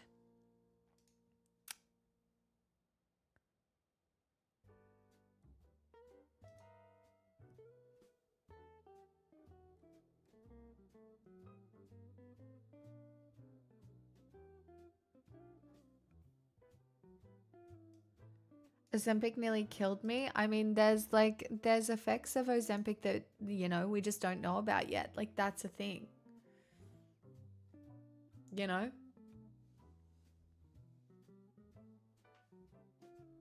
Guys, I spent so much of my life caring about whether or not I was fucking skinny. And now I just don't. It's really, I know I should do more weights so that I have like more muscle and less flabberbitas going on. But like, I used to care so much if people thought I was skinny because God forbid somebody thought I was fat. And I just don't anymore. I care if somebody thinks that I'm like a reliable person or somebody that like lives my values, or if I'm kind, or, you know, free flexing on history night. No, it's $10. Now that you mentioned it, I'm sorry, that's at least $10. If you looked, that's $10. I'm sorry. What do you mean free? Absolutely not. What do you think this is? Free content on the internet? No. I don't have guts. Like this one, there's nothing there. Like, why is this one bigger, actually, unironically? Like, there's at least a line, right? I don't... Why? I looked. See? Do you know what I mean? You're right-handed. Like, obviously I lift more with my right arm, right? So it looks, there's a little bit. Whereas my left arm is just, it's just not doing anything right now. It's the end of my pay cycle, so you ain't getting shit. It's fine. That's rude, Haslin. My God. Look what the reputation of the Scottish people is being harmed by you, singly, from that sentence. Singularly. Just get a PT. Pretty sure my female trainer could outlift me in any exercise. I can't afford one. You paying? You pay for my PT, I'll do it. It's like $90 a week. So, you offering? In my defense, I do live learns for the bit. You do good live learns. Some of the live learns you've added to the list, No Salmon. more gaming. No more porn. No.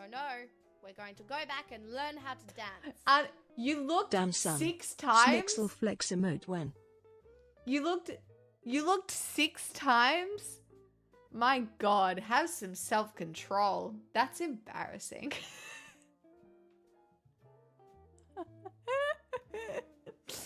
That's embarrassing. Wow. I can't believe you did that. Once, twice, 3 times, maybe. 6 times? I think the drunk guy trying to use a fence as a bank machine did more harm. Wait. I'm gonna need a clip. I'm gonna need a clip. I didn't see that. Pause. Rock check. Got any rocks? I have so many rocks, Fen. I have a whole house full of rocks. I'm a huge rock lover. Literally. Love all of the rocks. Huge rock girl. Show some cool rocks. Unfortunately, Sven, I can't. It's paywalled. Sorry. I've had like 3 sips of gin and I'm on one. I don't know. I've got to stop. I literally can't help myself.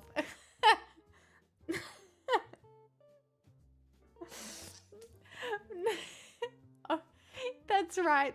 Only rocks. The OnlyFans for my rocks. Okay? Yeah, I know, Jess. We just spoke about it. You're late to the party.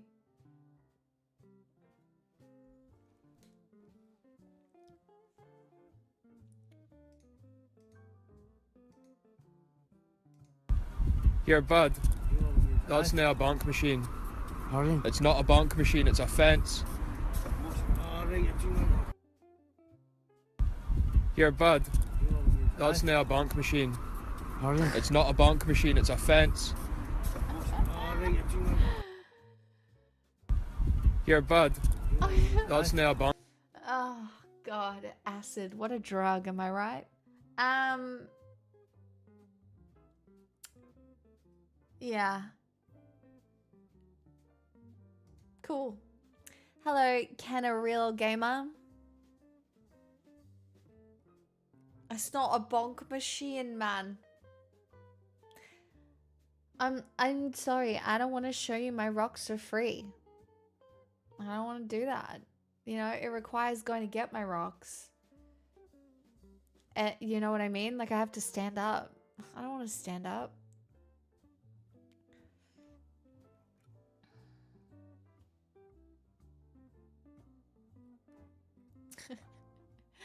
And when I say I'm a bonk machine, what I mean is that I let you step on me respectfully. Of course, respectfully. You can't do any stepping disrespectfully. That would be wrong. That's why you have to be subscribed tier 2 here, because of the shoe.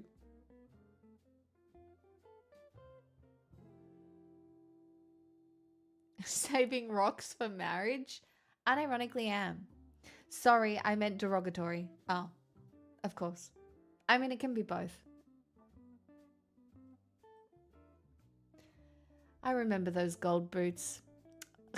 Do you guys remember that I did a shoey out of that gold boot and it smelled like beer for the rest of its life? Some of you might have missed that piece of lore, but it did happen.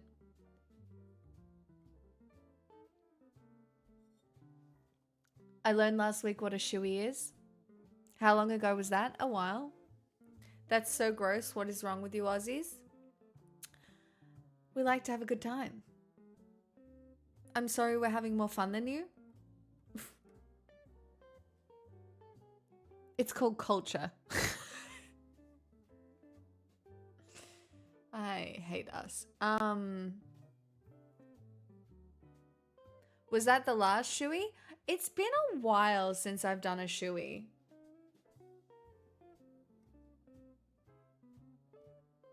It has been a while. We just haven't really ever, like, guys, nothing has really been hype enough for me to want to do a shoey in a really long time. I'm old news.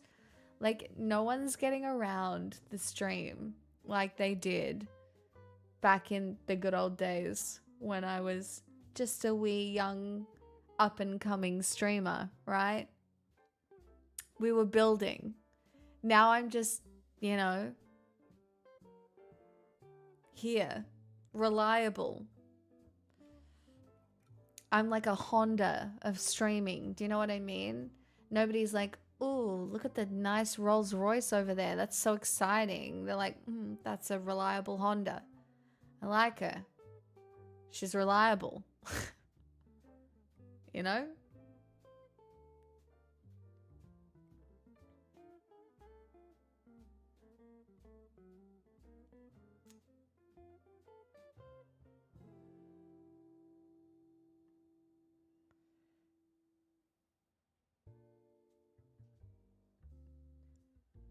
Hondas look kind of cool to me. I love a Honda. My first car was a Honda. My parents drove a Honda and I loved it. The brakes were so squishy. Like, what do you mean I had to press all the way down on them to get the car to stop? Like, that was so fun. And then after that, when I moved on to my parents' Golf, the brakes were so touchy that they annoyed me. What do you mean? What do you mean I just have to tap this with my foot and the car stops? Horrific. I was so annoyed about it. What do you mean I don't get a squishy brake to press all the way in? Like, truly, I've never really gotten over it. Like, that first Honda Accord that I had, that I still remember the number plate of, because I loved it that much, that bitch drove me to poker nights, weed garages, questionable locations, you know, like that, my job at the club, giving old men beer. You know, nothing will ever compare to that beautiful little fucking car. Do you have a car now? I do, but I'll never tell you what it is because I'm really rich now. And if I told you the car that I have, you'd all know how rich I was. That's not the reason. I just don't want to get stalked. And if you know the car that I have, it's easier to stalk me, and I don't want you to stalk me.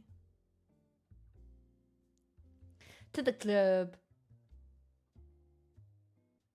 A Tesla owner confirmed. Guys, no.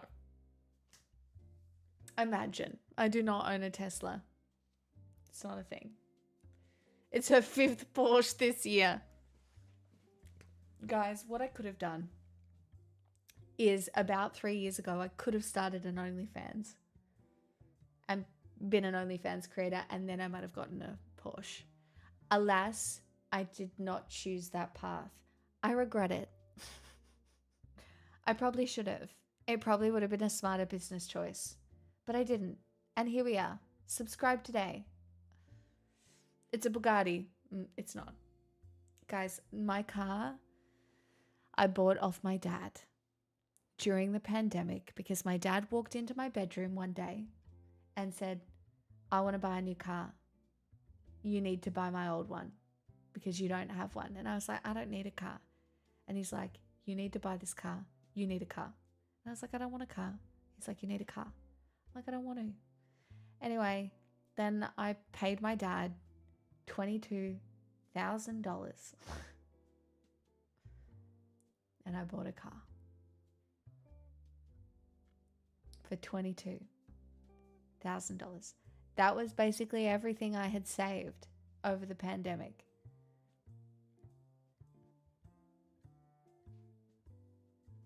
Look, my dad was very kind to me.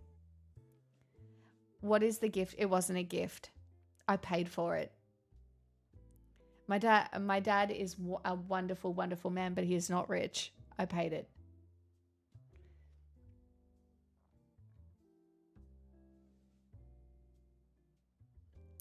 No.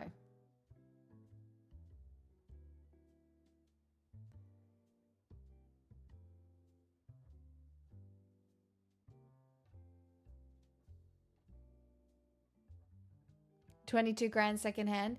Yes, but it had only done like 80,000 kilometers or something. So it was okay. But also, like, I didn't mind. You feel the... No, Zap, you drive a Tesla? Oh, no. He wanted a new car because the old one was too small to easily fit his golf sticks in. And it was annoying him. Which, when you think about it, is really valid. And my dad, it was a girl car. My dad was driving a girl car. And so now I do drive a girl car. And my dad no longer drives a girl car. He bought a different car. You know? So that's why. Oh, yeah, drum. It's so 22 Australian dollars is like 1 million USD. I know. It sounds really expensive. And look, to be honest, I have and have never spent that much money on anything else since. Like, that's the biggest purchase I've ever made in my entire life. Like, I've never bought anything more expensive than that. So yeah. And it's now been a long time. And I just replaced the timing belt. And it cost me $3,000. And it was very annoying, and I'm still mad about it. And it still drives, so $22,000 well spent. Sure. But having a car is just, like, it's really important because I have my dog, and obviously I need to be able to drive, but it's such an expense. It's such an expense. Lol, Salmon, you're such a cliche.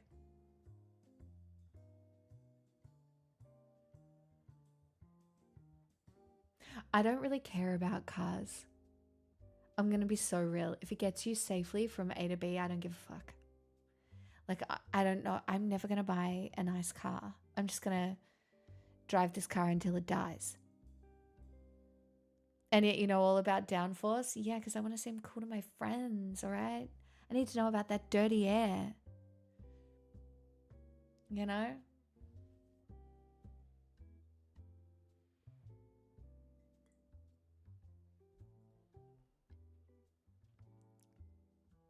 You forget what your car looks like? I mean, yes. I don't care about it. I mean, look, I care about it to the extent that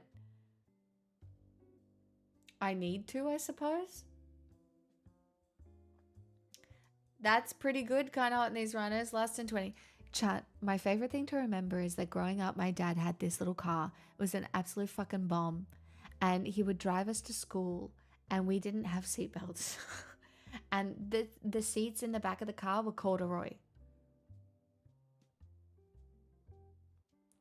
So I need you to understand, my dad was driving me and my little sister to school in this little green bomb with basically no seatbelts.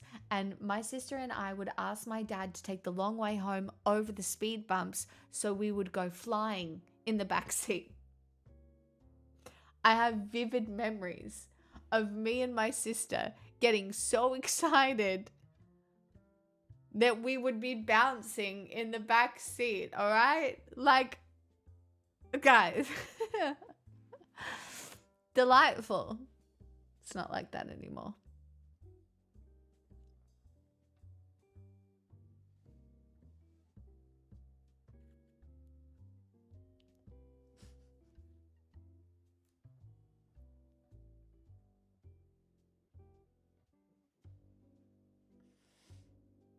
There's still hills.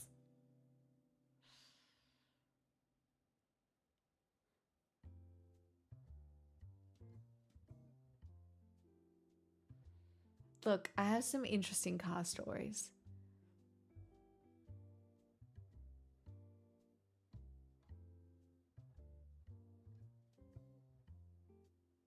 I've told them all before, but I'm sure there's some of you that haven't heard them. Like when I was up on 2 wheels in the back of a car with very questionable men that I can't even remember their names now. Or when you'd put like Macca's trays under the back wheels of a car and you'd do like burnouts in the Macca's car park.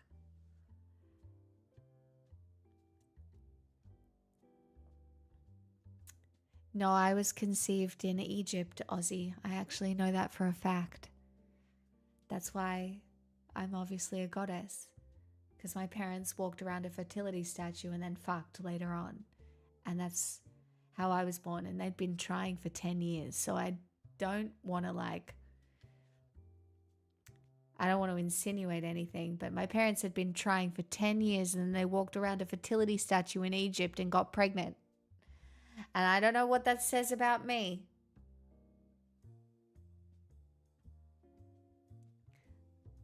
But it obviously says something.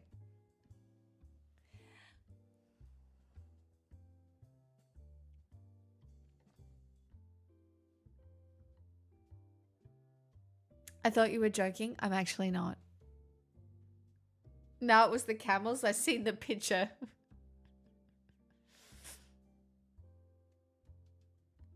Oh my god, Disron, that's so scary.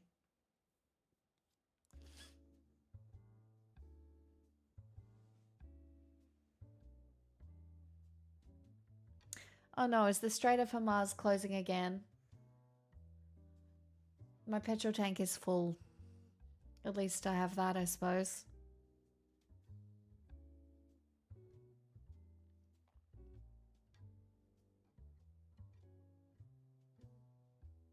I can never tell if you're being for real. I'm always being for real. What do you mean? That is actually true. I think we're going to attack Iran within days. We absolutely are. And by we, I mean America. What do you mean? They have plans for a multi-week war.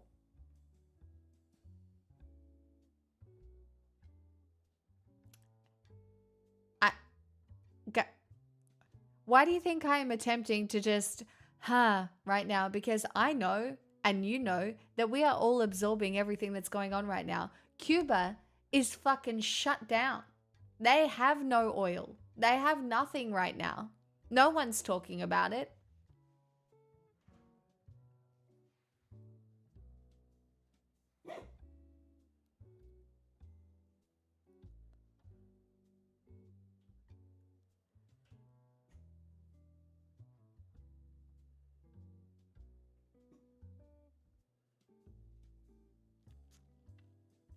There's a flotilla. Cool. Didn't it get stopped like 12 miles out or something?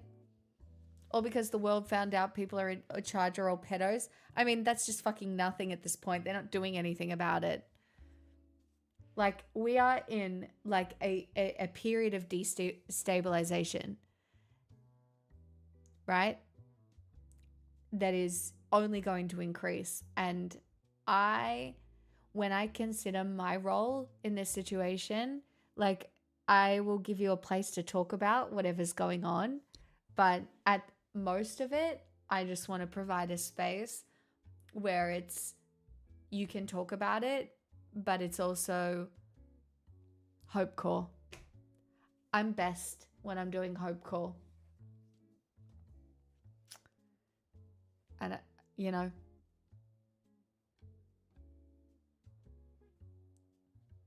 I don't know, I'm just going to try and do Hope Core until the end. If I get nuked, I hope I'm nuked doing Hope Core.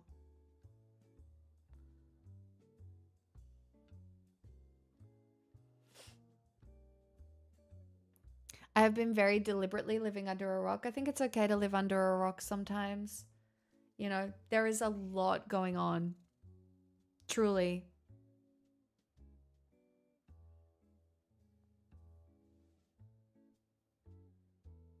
But what if instead we theorized about every little bad scenario that could happen? I don't know. Have a bug out bag and go from there. Hey, Prime. Like, truly. Figure out what you might do if something goes to shit, like the power grid goes down or whatever.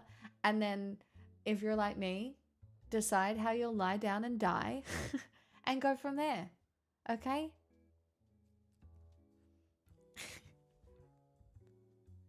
In the meantime, eat some food. Maybe have a drink. Pay for some sex if you want to. Assuming you don't want to get it the old-fashioned way. I don't know. I can't help. I don't know how to. I don't want to say that I'm black-pilled on online politics, but I am black-pilled on online politics.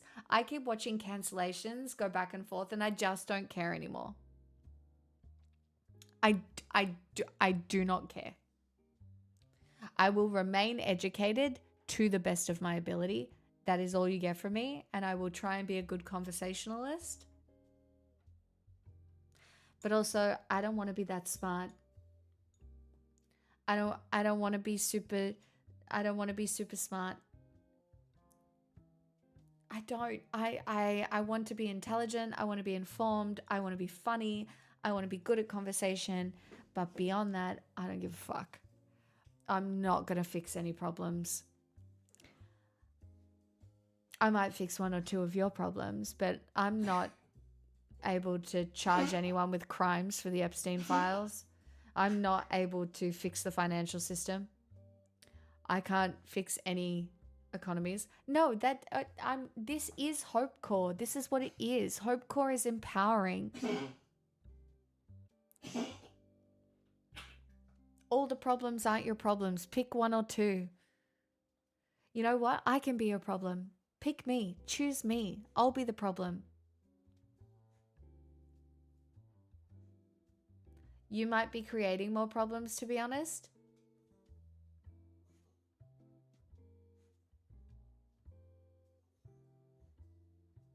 That's really rude. I'm leaving to get another drink. Rude. Can't believe you did that. You want another treat?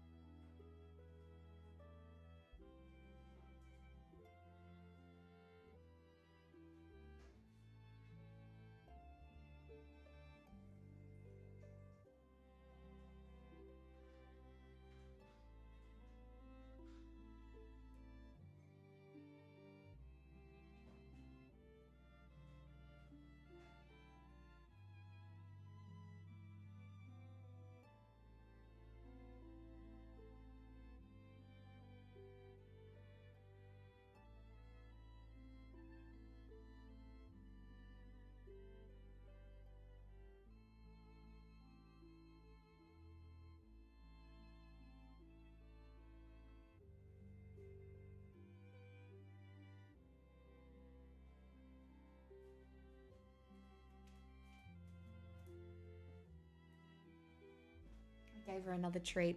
Hey, Casual Links. There's beauty in destruction, a resurrection, another chance.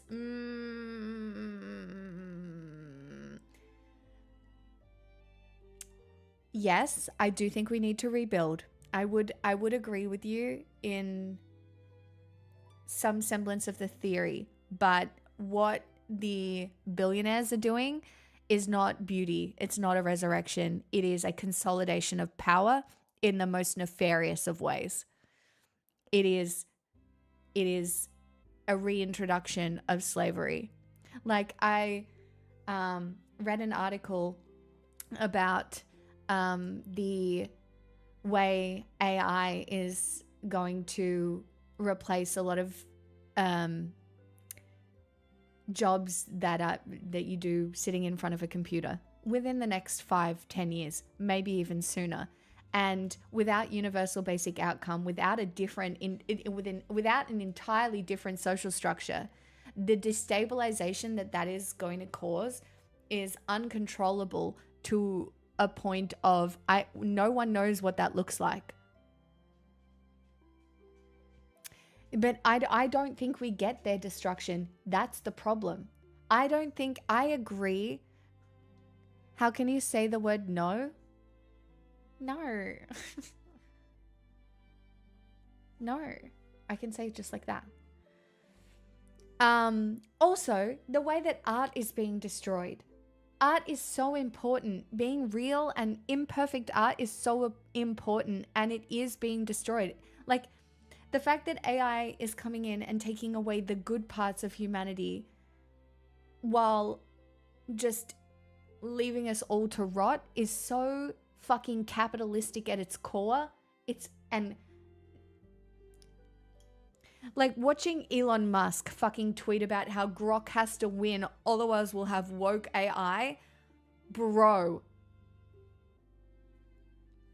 Trust me, I have virtually zero hope, but not none. Oh, no, hope exists across the board, no matter how bad things get.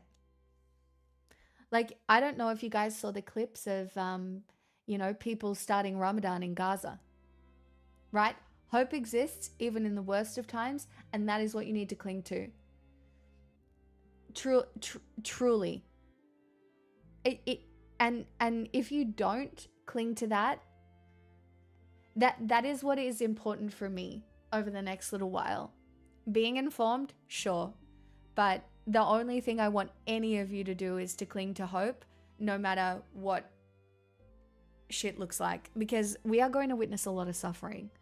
That is just the world that we're living in, with the access to information that we have. Like, watching everything play out globally, it is so unnatural to witness suffering at such a large scale and then have to find a coping mechanism. But that is what we have to do. Joy is rebellion. Staying mentally stable is rebellion. Community is rebellion. Education is rebellion. Witnessing is rebellion. And then doing something is more than most people. And like, doing something can be so fucking small and it can have a resounding impact. Like, doing something can be supporting a creator. Doing something can be, taking your job, if it's one that improves society, seriously. Like, if you're a teacher, that's important. If you can be there for the children of today, that's important. If you can be there, if you can mend relationships between people, that's important. And like, you can't give up on others, otherwise you're a fucking conservative. The more isolated you become, the more distrustful of everybody you become, the more racist you become, the more tribal you become. That is conservative rhetoric, and that is conservative rhetoric winning.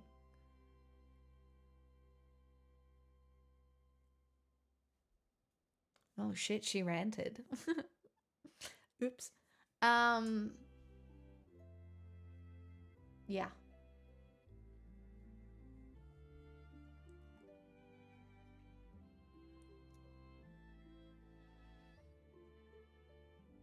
Sorry. I don't know.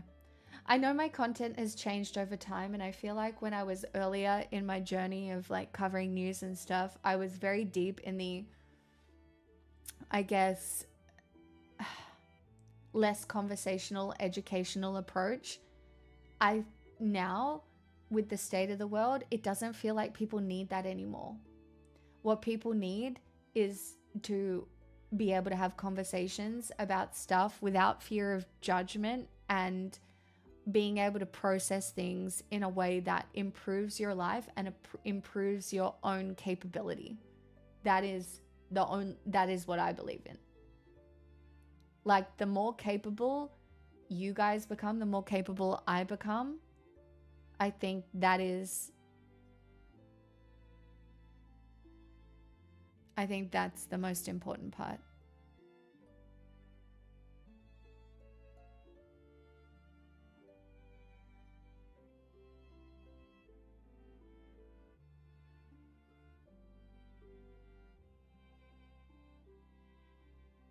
So that's what I do now. It would be much easier for me to sit here and make React content, but I think there's enough people doing that. And I'm about to make React content anyway when we go into History Night, like right now. Okay?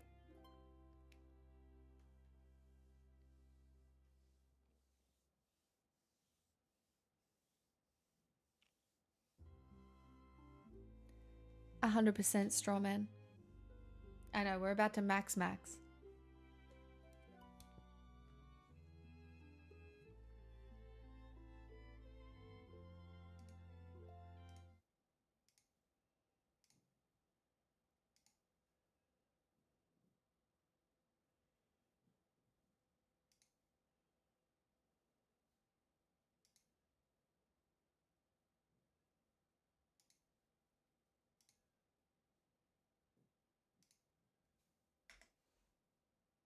Stonehenge is one of the most famous monuments on Earth, and yet there are still so many unanswered questions about it. Why was it built? How was it built? And most importantly, what did the people who built it eat for dinner? Well, today I am making two dishes that may have fueled the Neolithic builders of Stonehenge: pork ribs with honey and blackberries, and a bowl of nettle and hazelnut soup. What do you mean? What do you mean they were eating that good? I haven't eaten that good in at least a few days. So thank you to Squarespace for sponsoring this video as we eat like the builders of Stonehenge, this time on Tasting History.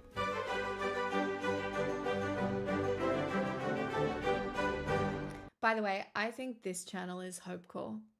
I think what Max does is so perfect, where you get history through the lens of food, through Hopecore, because like this is, it's culture, it's exposure, it's Hopecore. I love this man in a parasocial way. Okay.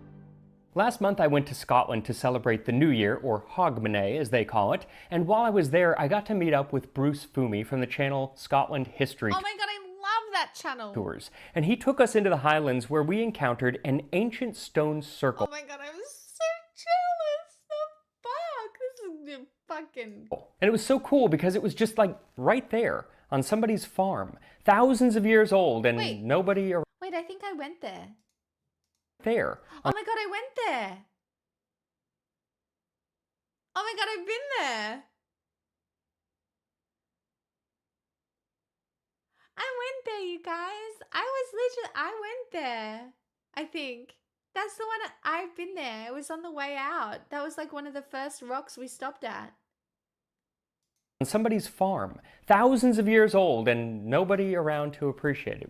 It was really a fantastic experience, and while I was there, I of course thought, what do the people who built this stone circle and the other stone circles of Britain eat? Well, this would be the late Neolithic age, about 3000 to 1500 BC, so there is a lot of guesswork involved, but there is also a lot of archaeological evidence that can at least point us in the right way. Much of that archaeology actually comes from a site known as Durrington Walls, which lies just 2 miles northeast of Stonehenge and is thought to have been used as the living settlement for the people who were building and using the site. At Durrington Walls, there is evidence of some of the foods that people were eating along with the different preparations. For instance, bones. During the second phase of Stonehenge's construction, around 3000 to 2500 BC, those living at Durrington Walls left over 38,000 animal bones for archaeologists to find. And about 90% of those bones belong to pigs, and most of the rest of the bones belong to cattle. And most of the pigs seem to have been slaughtered at about 9 months old, meaning it was probably midwinter. And that totally makes sense because that is a typical time for feasting, and Stonehenge was built to line up with the setting midwinter sun and the rising midsummer sun. The sun appearing right between two of the tallest stones on those 2 days. So Still confused how we lifted all these rocks, but you know, what a vibe. it only makes sense that on those days, many people would be around feasting. What else we know about the pigs is that they were probably fattened on something sweet. Due to a certain type of decay in their teeth, it is likely that they were eating something high in sugar, and at that time in Britain, that would mean either honey and or berries of some sort. And unfortunately, I couldn't find a honey-fed pig, so instead I'm going to just use honey in the actual recipe for the pig. So for this recipe, what you'll need is a rack of pork ribs, 2 tablespoons of salt, a half cup or 170 grams of honey, a quarter cup of blackberries or sloe berries. Sloe berries are actually ideal because they would probably still be around by midwinter, but finding fresh sloe berries where I live is pretty much impossible, so I'm going with blackberries. Then an optional 1 tablespoon of liquid smoke. And I am adding this because they know by certain scorch marks on the bones of the animals that they were mostly cooked over an open fire.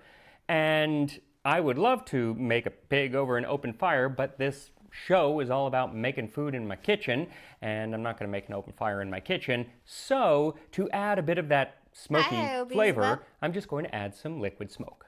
So first, remove the silver skin from the ribs. You want to slice the back of the ribs with a knife and then peel the membrane off, and it is easier to grip it with a paper towel. Then take some of the salt and rub it into the ribs on both sides, and any salt that's left over you can put into the honey glaze. For that, you add the salt to the honey, then add the liquid smoke, then mash the berries and add those to the honey and mix it all together. Spread about half the glaze over the ribs on both sides in a pan that is fitted with a rack.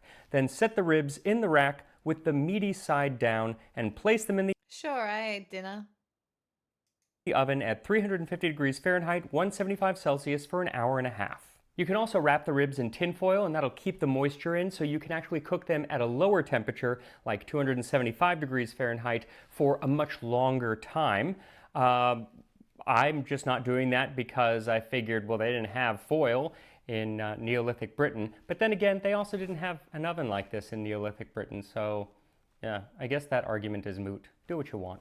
After an hour and a half, take the ribs out and coat them again with the rest of the glaze and return them to the oven, this time with the meaty side up. Then cook those for another 30 to 45 minutes or until the meat is nice and tender and just falling off the bone. Also, if you want, you can use beef ribs. They are just a bit bigger, so you'll have to cook it for a little bit longer.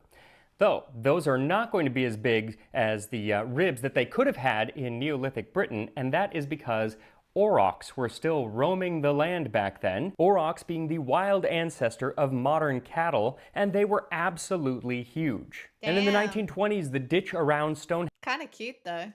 Was partially excavated, and in it were found the bones of aurochs, specifically on either side of the southern entrance. There was a skull on one side and a jawbone on the other. Though they are now extinct, so you'll just have to settle for either a pig or cow.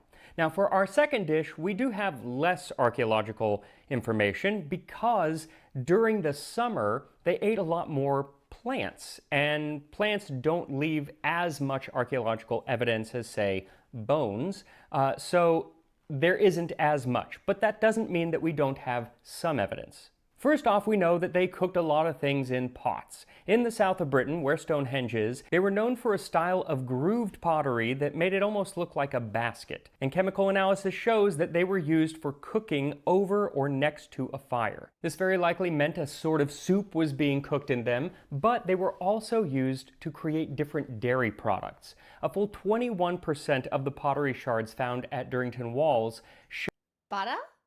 show evidence of holding dairy fats in them.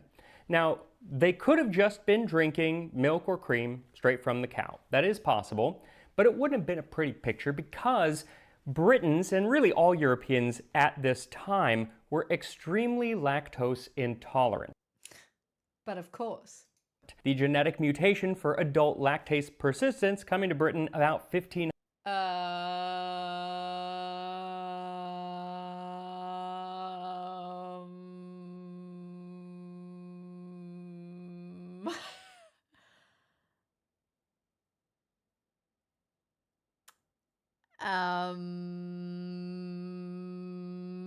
Hundred years after this. So milk was more often used to produce other dairy products that were less lactose filled, things like yogurt or butter or cheese. So I feel confident in including butter in this soup. Butter Now soup. another ingredient that is often found in sites from Hazelnut? late Neolithic Britain is hazelnut. Their shells are absolutely everywhere, I do love a hazelnut.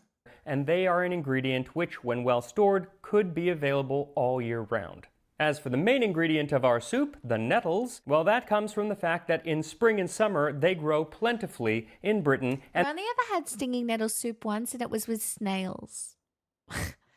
It was at a French restaurant that I didn't pay for, and I had stinging nettle soup with snails. I'm so fucking cultured, you guys. I've never forgotten it. It was not that bad. Did you put it on your skin? I did not know. they did so back then as well. Honestly, it really comes down to figuring out what was not growing in Britain at this time, because many of the things that we think of as being indigenous to Britain were actually brought much later by the Romans. Everything from chestnuts and parsley, grapes, figs, coriander, dill, Love all those things. rosemary, fennel, thyme, Wow. mustard, cabbage, Wow. celery, lettuce, Wow. turnip, onion, I'm all of a sudden hungry again. leek, garlic, cherries, pears, plums, and a whole lot more. What a Really, when it list. comes to greens, the Britons were mostly relying on just wild things like the nettles or wild carrots, wild garlic, wild onions, which are not like the big round bulbous onions that we think of. Those were brought by the Romans, but rather are more like Can't be that cultured because it's actually called escargot.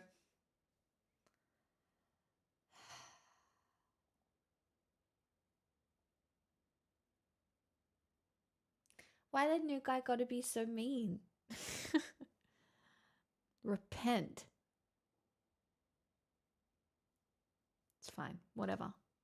very thin green onions or even chives. So I'm going to add some chives just to add some flavor to this nettle soup. So for That's okay.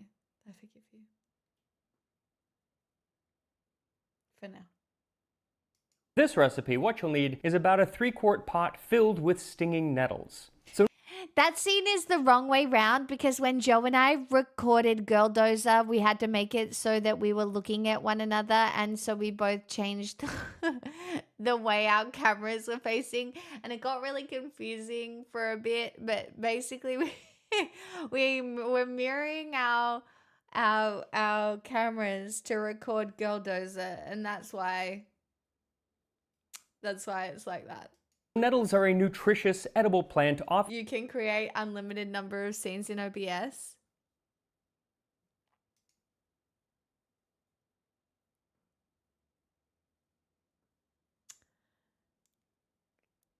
Yes, you can. But I'm not gonna. Thanks though. been used in medicine. Unfortunately, they are also covered in these little hairs which inject a stinging chemical into anyone that touches them. I remember the first time that I ever came across them, I was like 12 and I was visiting England. It was my first time, and we were near Warwick Castle, and I, being 12, just had to touch everything that was around me, including an entire wall of stinging nettles.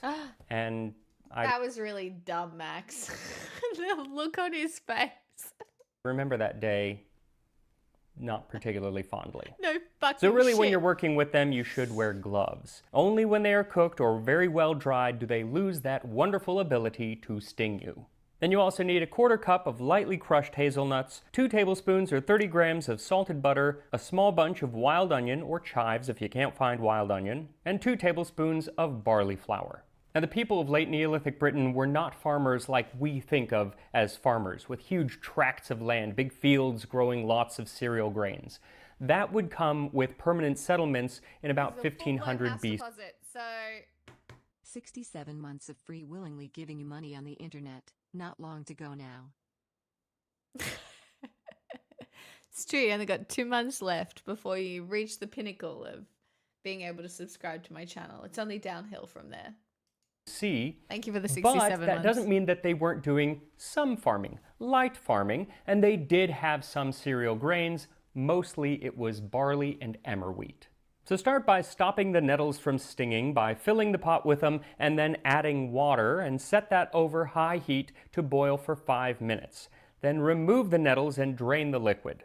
Once they're cool, you can chop them up very finely. You can also chop up the chives as well. Spinach? Then back to the now empty pot, you can add the hazelnuts and roast over a medium-high heat for about 4 or 5 minutes, or until they're lightly toasted. And you want to keep them moving around so they don't burn.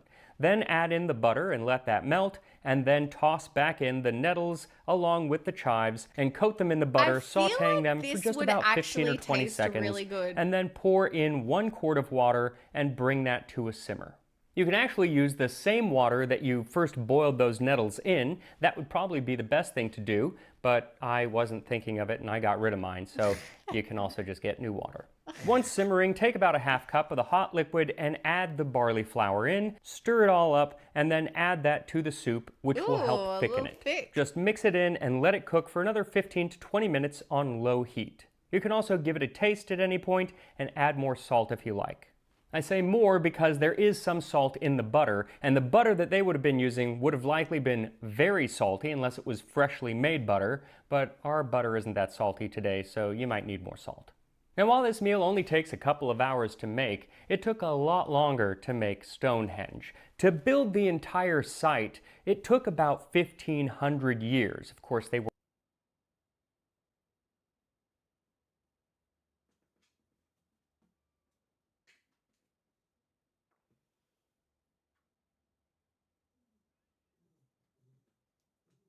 Guys.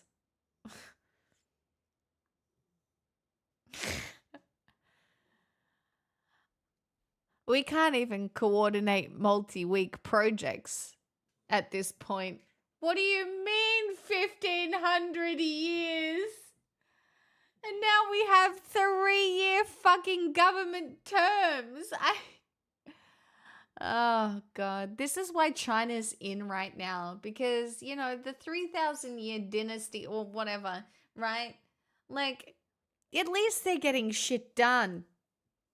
How are you supposed to plan for 1,500 years these days when we can't even get an NBN going in one period of government? You know? Fuck. Working the entire time. The most recognizable part, the large sarsen stones, were put up around 2500 BC, around the same time that another great ancient structure It's crazy that this was going on during the pyramids. was built, the Great Pyramid of Giza. Crazy. And as it happens, on the day that this video releases on YouTube, I will actually be in Egypt seeing that pyramid at Giza. Oh my fucking God, I wish I was this man. Not only have I always wanted to be a gay man, but a gay cooking man that travels, and not to reduce Max to only those things, right? But like, man, what do you mean? He gets everything, all right? Beautiful blue eyes, a good hairline, traveling. You know, I'm not jealous at all, it's fine. He's gonna walk around a fertility statue. No, he has a partner. He has a husband, Disron. Trust me. If I didn't know he had a husband, I would be busy. All right? I would be making myself known in a really normal way. Okay? So if you want to follow that trip, then you can follow me over on Instagram or Facebook, Tasting History with Max Miller. I'll be posting a lot more of my travels over there. And now... He can never see these, though, because, like, I'm actually unhinged when I react to this content. What are the perks of being a gay man? Oh my god. Where do I even begin? You get to love a man on a level where there's no power dynamic. That's so fun. Like, what do you mean? What, you also get to be a man. It's kind of hot and fun.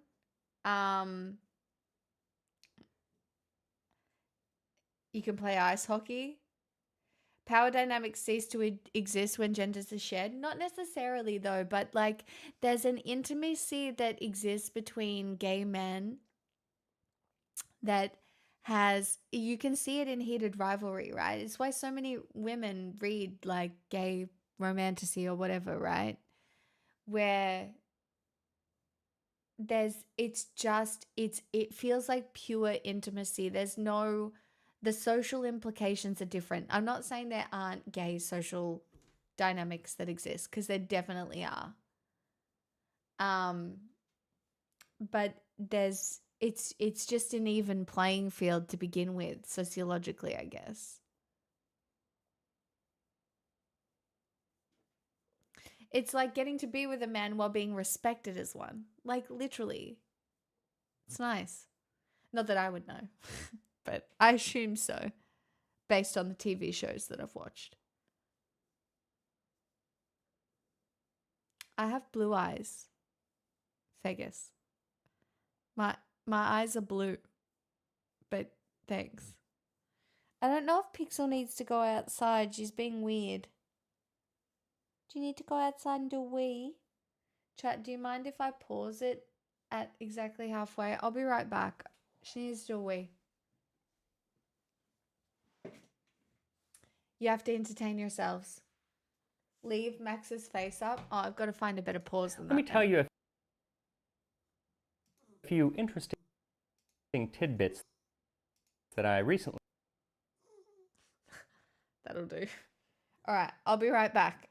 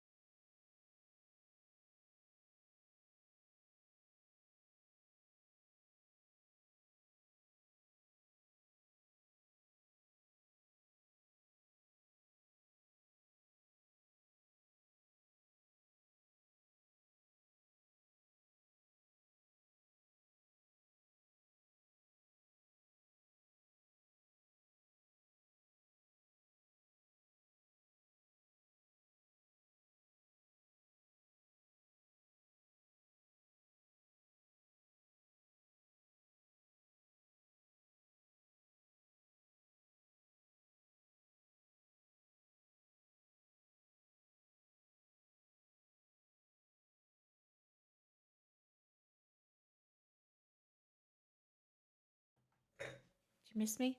I'm back.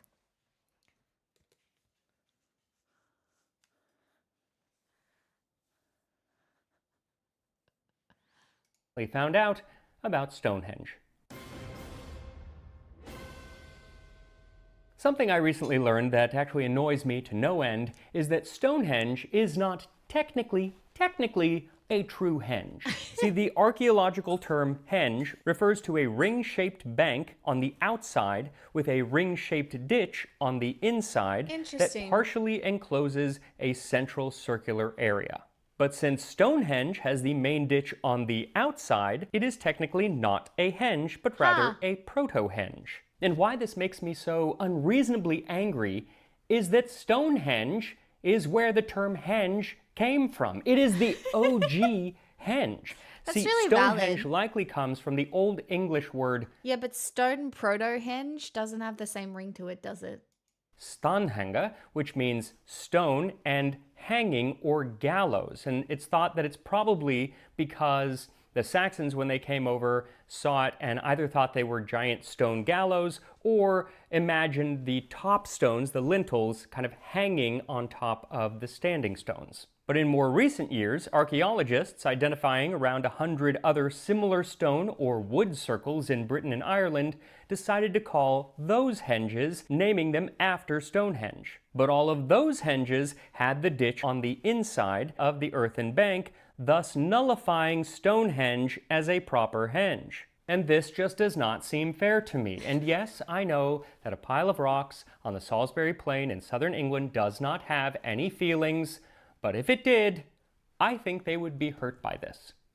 Sometimes I feel like Max is getting like slightly more unhinged as the videos go on, and I'm so here for it.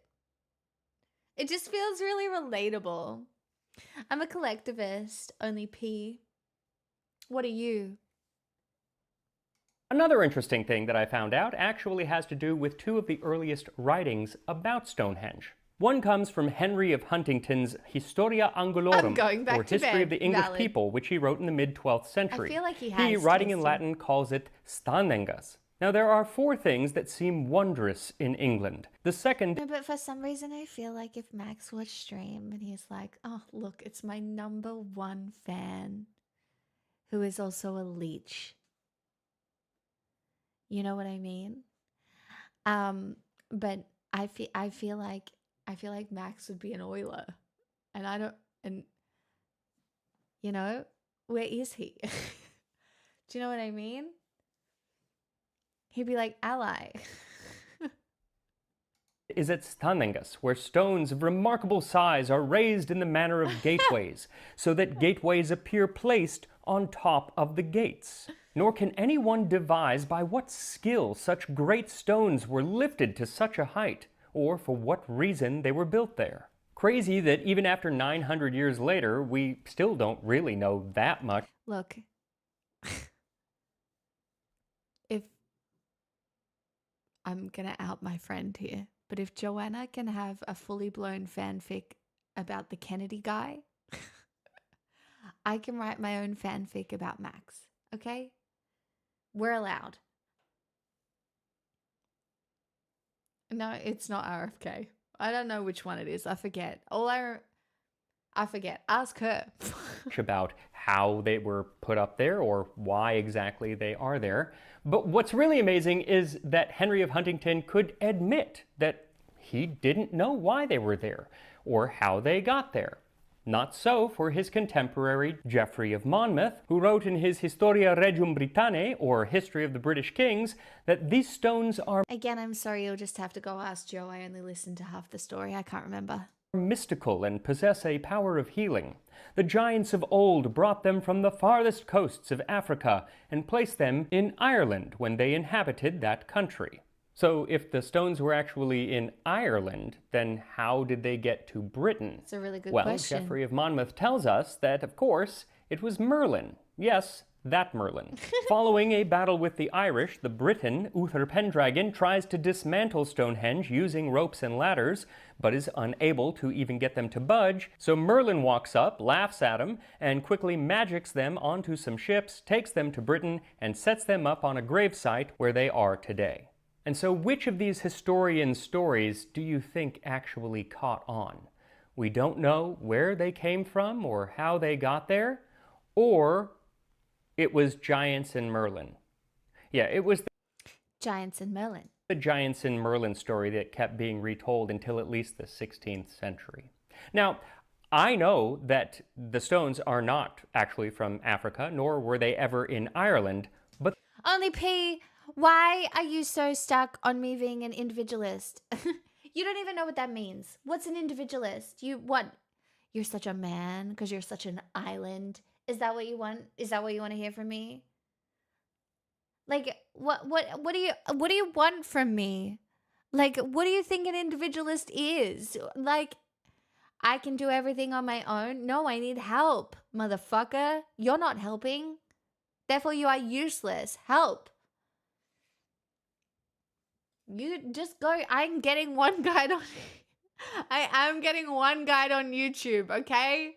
That is happening right now. Okay? Whatever. they did come from rather far away. The largest of the stones, the sarsen stones, which weigh between 25 and 30 tons apiece, are thought to have mostly come from the West Woods near Marlborough, about 25 kilometers from where they are today. It's pretty far. But the smaller stones, known as blue stones, which still weigh between 2 and 5 tons each, came from the Preseli Hills in southwest Wales, nearly 200 kilometers away. That's and at a pretty far. time before they had invented the wheel, that is a really long way to haul some stones. But there is one stone, known as the altar stone, even though it was probably never actually used as an altar, that may have come from much further away. And I love this because the idea that this stone came from much further away is I like the idea that there's just one special stone. relatively new. I just love that, still we're learning new things about Stonehenge. Oh, Jesus Christ. Individualists are just people who believe people are smart and amazing and shouldn't be forced to follow societal rules to fit in and conform to get anything done. That is not what an individualist is, my king. I'm so sorry. That is not what what people are smart and amazing and shouldn't be forced to follow societal rules. What societal rules don't you want to follow? Which ones specifically? And if it has anything to do with the age of consent, are you a libertarian? All right? I'm smart and amazing. And honestly, there's a lot of societal rules I don't follow. Like, I am consistently... Never mind. Leaning, not lifting. Thank you for the 32 months of giving me money on the internet, even though I'm a collectivist. You know, that I think we should all, put in some effort to move forward together as the cool and smart and fun individuals that we are. Having to drink alcohol at parties? You don't have to drink alcohol at parties. No one's forcing you, bro. Not a single person is forcing you to drink the alcohol at a party. Just watch that one Friends scene where Rachel has to smoke to get promoted at her job. That's patriarchy. That's not collectivism. This man needs a fucking lobotomy. Stat. Oh, you need to do some more learning. I wish I had the patience to deal with you, but what? Are you like... How old are you? Are you like 15 or something? I'm sorry.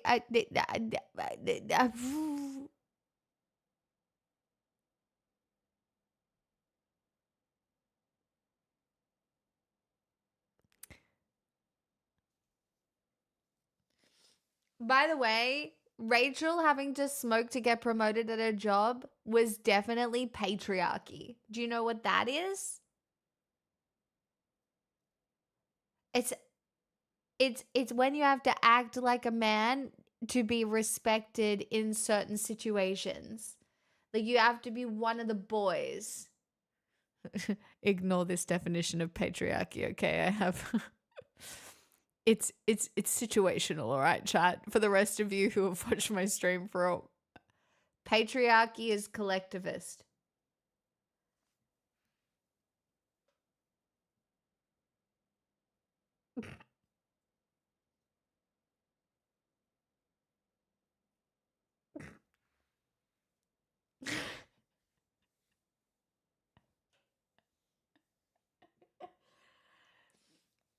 Only P, baby. You're just saying words. I need you to go watch a few more YouTube videos before you come back here, because I can't do this. I did my time fixing a few men, and I'm not doing it from the ground up in this way. I'll do little tweaks for men here and there these days, but I can't do the foundational stuff for you. I can't do that. You're gonna have to find another more patient woman, unfortunately, because it's just not me anymore. I can't. Bye-bye. The paper came out in just 2024, and it claims that this stone, which weighs about 6 tons, actually came from the Orcadian Basin in northeast Scotland, over 700 kilometers. It could have come from Orkney? I was there. I went there. It could have come from... Wow. Away. Now, the science behind this discovery is far more complex than I am even capable of relaying to you, so I'll put a link in the description to a lecture from one of the PhD students who actually published the paper. I think he wrote it, Anthony Clark. Hell yeah. And he explains in much better detail how they came up with this idea. What I think is interesting, though, is that stone being from northern Scotland, other stones being from Wales, other stones being locally... It sounds like collectivism to me. Sorry, that's bad. Sorry. Down near the Salisbury Plain, that was the same idea with the pigs and cattle that were found at the site. See, just as there is science that can tell us where stones originated from, there is also science that can tell us... It was a meeting point where everybody would go together. Fixing men is wrong anyway. They should be spending time educating themselves to fix them problems. Yeah, well, I'm gonna need you to follow your own advice.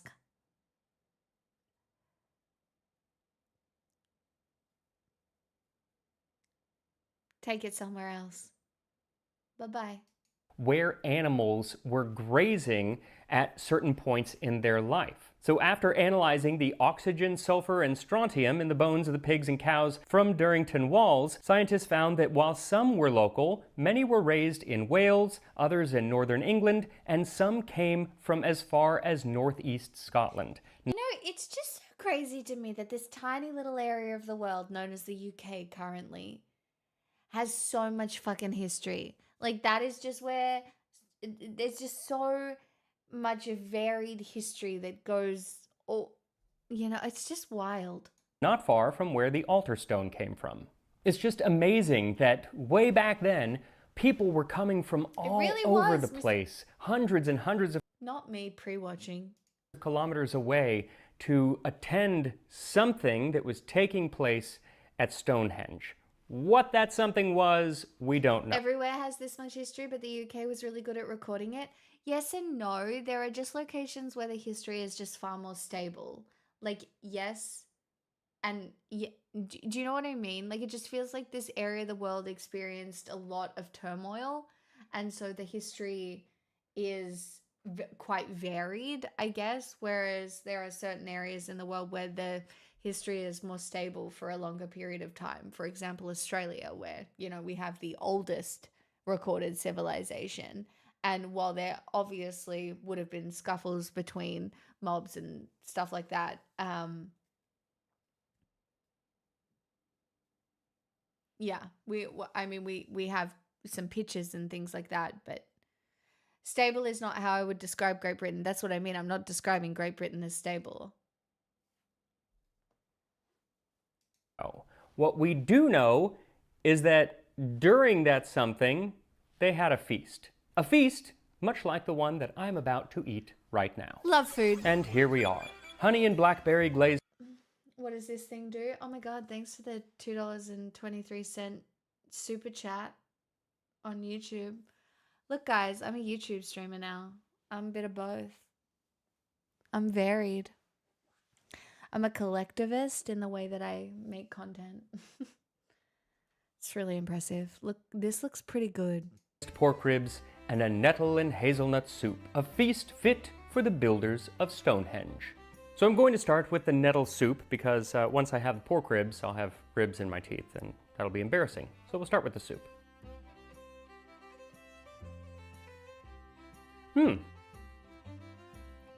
Tastes very healthy. It reminds me of like...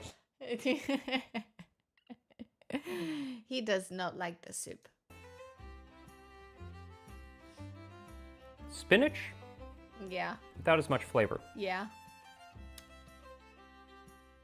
He went back for a second bite. I think it's very important to have like the chives and the hazelnuts and butter in there. He's being generous. He hates it.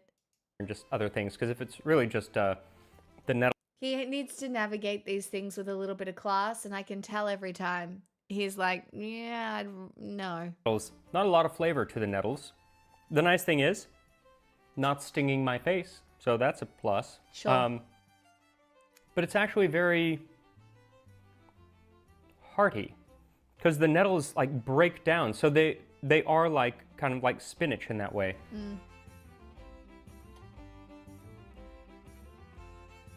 Very good. Sure. Now to the ribs. I have to admit, I am partial to ribs. They are one of my favorite foods in the world, Yeah. so He's about to have a good time. I'm pretty sure I'm going to enjoy them. Here we go. Yeah, Really good. yeah. No wonder you saved it for second. I would do the same thing. Yeah. Do you know what's apologize. crazy? I have never cooked a rib in my life. Ever. As for ribs in my teeth, huh? Chat, type 1 if you've cooked a rib. I have never cooked a rib in my life. I talk like this. Absolutely delicious. If you wrapped them, they would be a little bit more moist, but they're not dried out. Tasting They're Velociraptor perfectly gifted a fine. tier 1 sub to The Parasocialist. best, though, is that Lol. glaze. They have given 1846 Especially on the gift ends subs in where the it channel. like pooled, and so it's just this like thick glaze of the honey and blackberry. You really get the honey, but then there is a little bit of the flavor. I really haven't cooked that much meat that is beyond, like, yeah, it's not. Ribs are not common here, really. Of the blackberry as well. I mean, I don't know. At this stage in my life, I would eat ribs, I think. Not often, because I try to eat mostly vegan or vegetarian. Or at least pescatarian. But I'm also of, like, my morality has shifted from pure veganism.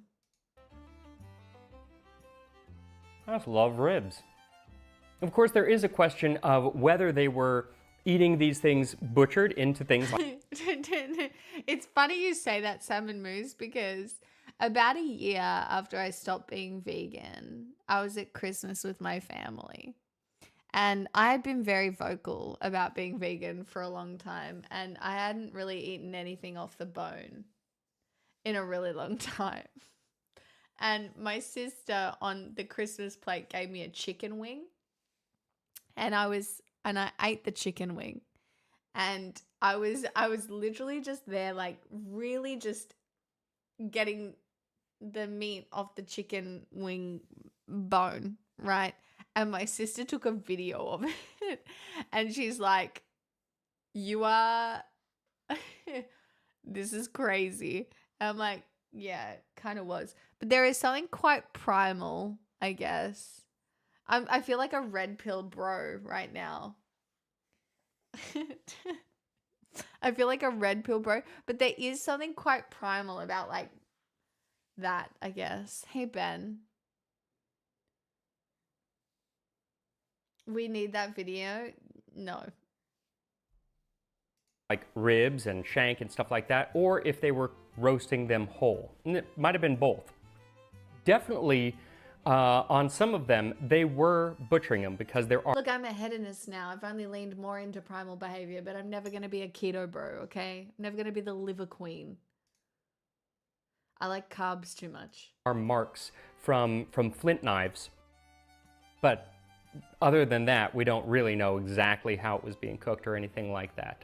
So many unknowns, but you never know what might be revealed in the future, and we might get more information, like the fact that... And when we do, you will share it with us, right, Max? Because you're my only connection to food history. Just a couple years ago, they learned that one of the stones came all the way from Scotland. And again, I will include a link to Anthony Clark's video describing that process in the description, and I'll also include it in next month's Tasting History newsletter, which you can sign up for at tastinghistory.com. I do get the newsletter, just so you know, everybody. I am a newsletter gully. Website that I made with help from today's sponsor, Squarespace.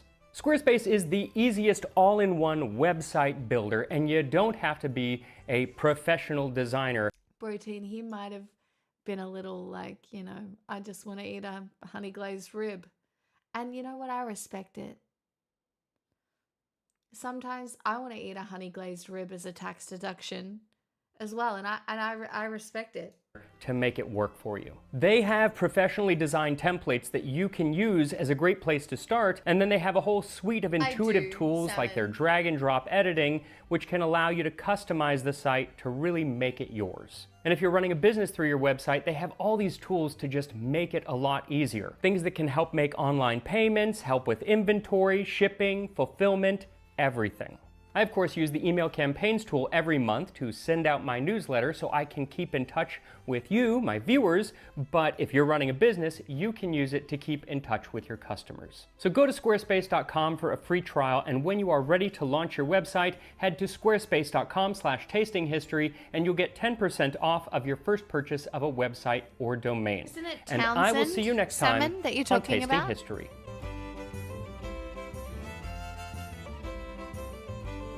Look at the patrons. Guys, there's like 400 of you. Look how many there are.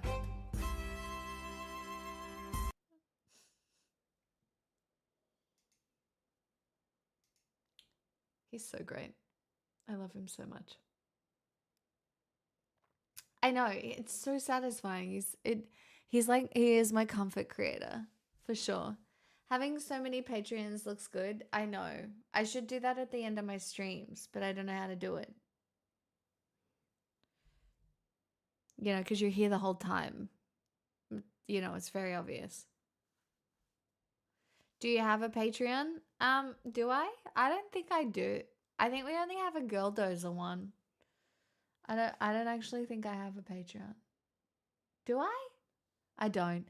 The reason I don't have one is because my friend had one and she said there's no way to turn DMs off, and I just find that a little concerning. I wish I was less pedantic about being stalked, because like sometimes I think it would be fine.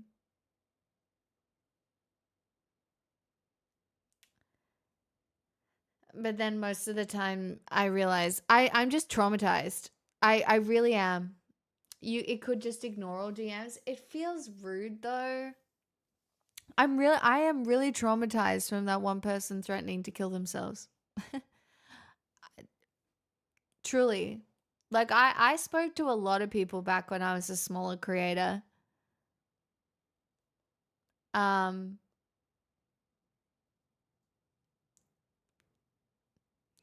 Only takes a couple bad experiences for you to just be like, I'm not doing that no more. It feels like such an insane safety risk. So, yeah.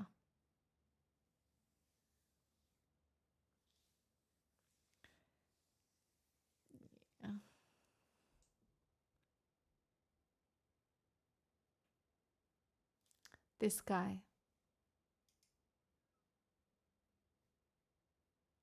Oh, no, I do not know this guy.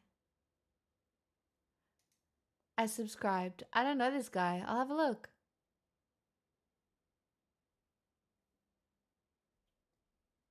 I haven't seen his stuff before, Salmon.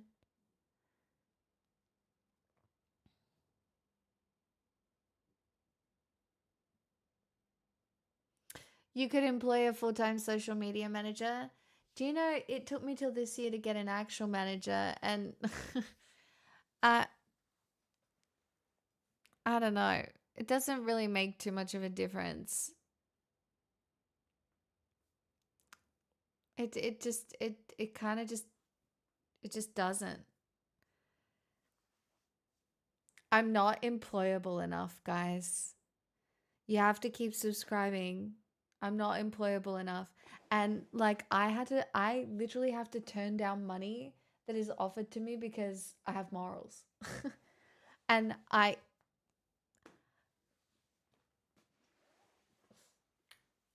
it's just I don't know what to tell you. I sometimes I wish I didn't.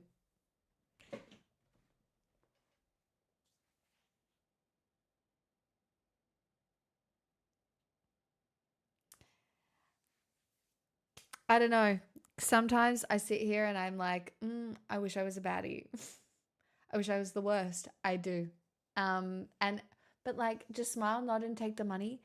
Yeah, but you guys will cancel me. Like you guys will cancel me. I mean, I do great voiceovers, Distron. Like I've now done 2 different voiceovers that I've been hired to do. But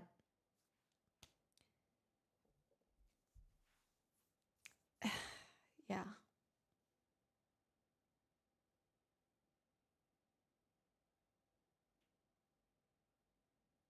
If you aren't cancelled by now, no, I think I'd be cancelled for some of the money I was offered.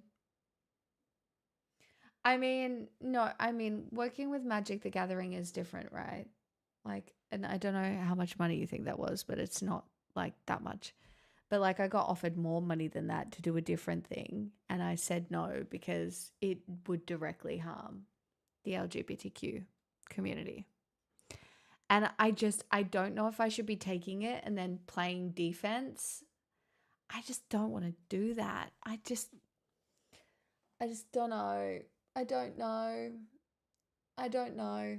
It just feels icky.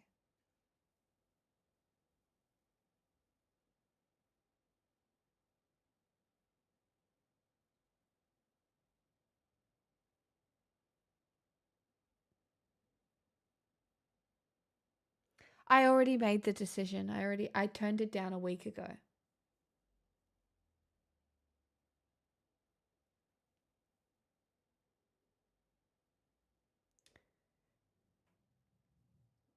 More money.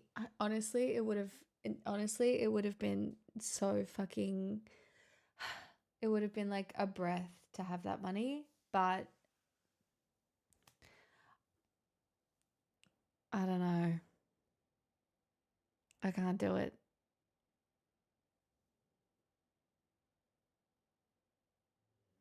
Blink once if it was Harry Potter related. It was not Harry Potter related. And that's the thing. Integrity is fragile though. Like, I think that there is a number of which like my integrity would go out the window and then I just try and fight for it back.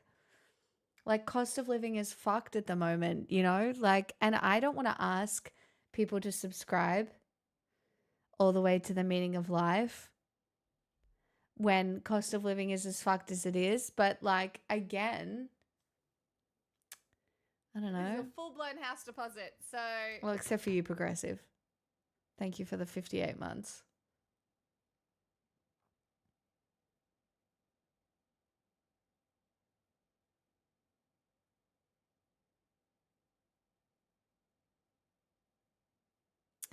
I don't think there's no way to be moral under capitalism anyway. Like, I'm being a little bit evil right now, super manipulative little bitch on the internet, being like, $5. But at the same time, it feels less bad than... Boy! Lander 486 gifted a tier 1 sub to 42. Thanks, Lander. I'm very grateful for the gifted sub. How much money would you need for an AI voice scan? I wouldn't do it.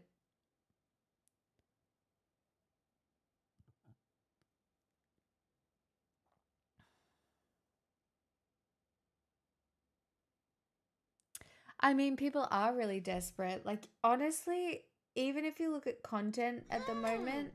Bye! For integrity. Oh, Starzik, that's really kind of you. Thank you for the $5.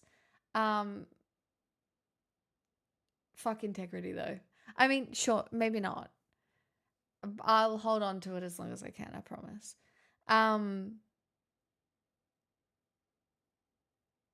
You can try to be moral, and I do. It's just, yeah. I just, I do think people are really desperate. Like, you can even, like, if you even look at content creation, it's kind of icky right now because you can just see people are desperate. Like, you can see it. There was a time when it felt like I didn't even really have to mention subscribing or donating. It wasn't like that. And it does feel, it doesn't, like, there is obviously like a section of Twitch that exists where people don't have to mention money. They just get enough subscriptions. Hassan, some of the bigger political creators, some of the big gaming creators, like, they don't have to mention anything. And then you have like the short form creators that exist on TikTok and Instagram who don't have to mention anything either. But they don't even have to have an opinion on politics or anything because they just get paid thousands of dollars by these companies. Right? But that is, again, tenuous.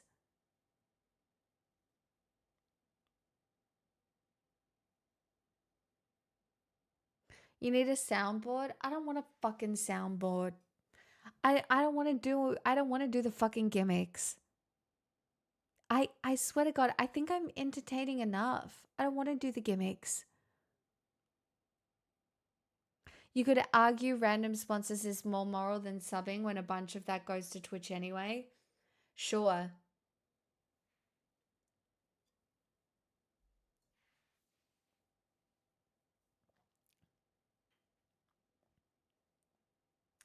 I still do have the soundboard. It still exists.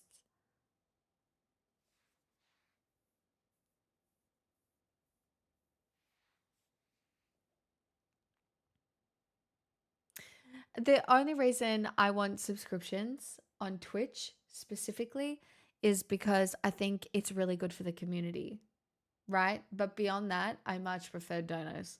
Are you kidding? Please donate directly to my PayPal.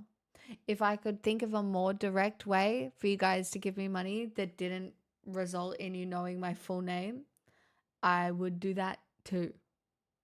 So, I'm not putting fucking Subway Surfers in the corner. If your attention span can't handle the way I talk, my content is not for you. Go fuck yourself.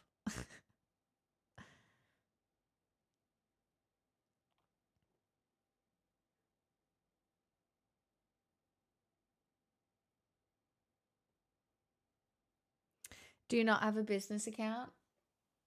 No.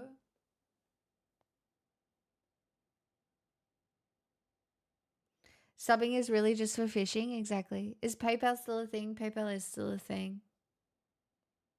You could set up a website with donations.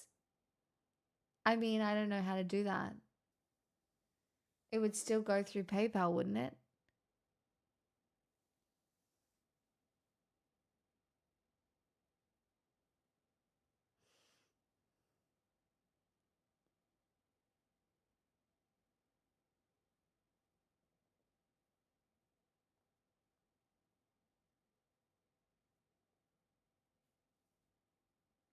It's kind of just pick your devil.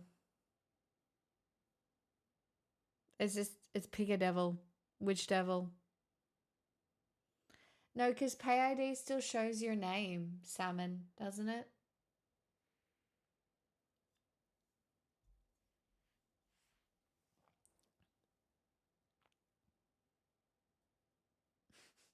Look at her.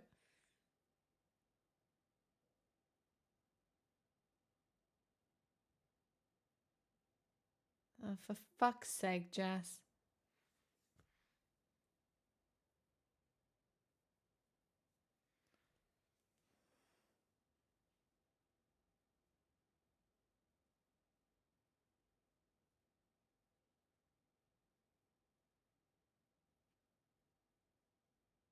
Hey, no, not a thing.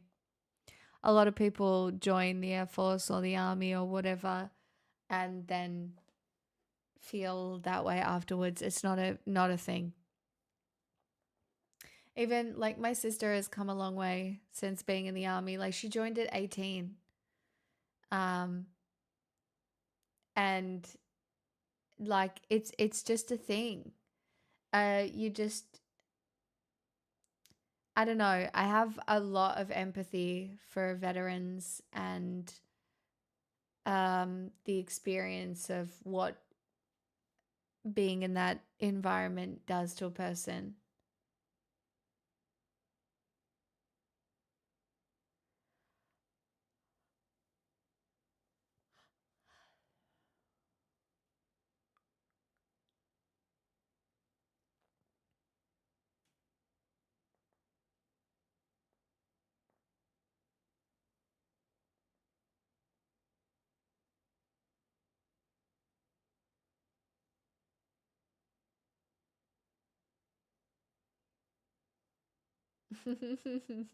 Champagne.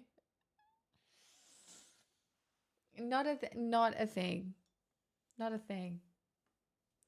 I just assume the reality is, guys, while people like my content, I will be a streamer. When people don't like my content enough that I can't pay my bills, I will not be a streamer anymore. And I don't want to be one of those people that is like ever like, oh no, please support me so I can be a streamer still. Like, I don't know, that would, like, I would die on the inside. Like, I will create what I think of as is of value for as long as I get to create what is of value. And then beyond that,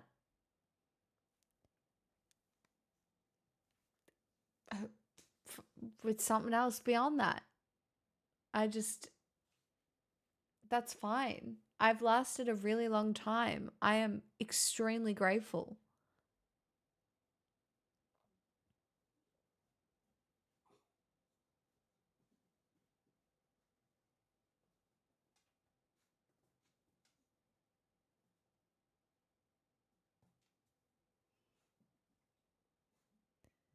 What, Ben? That's crazy. What, baby? Yeah, she's had enough.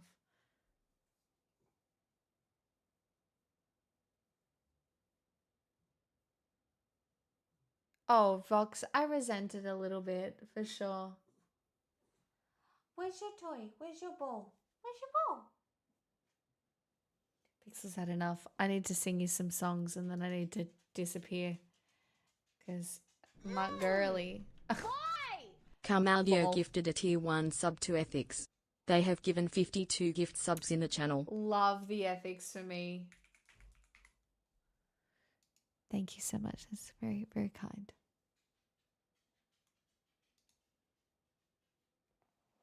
It's time, chat.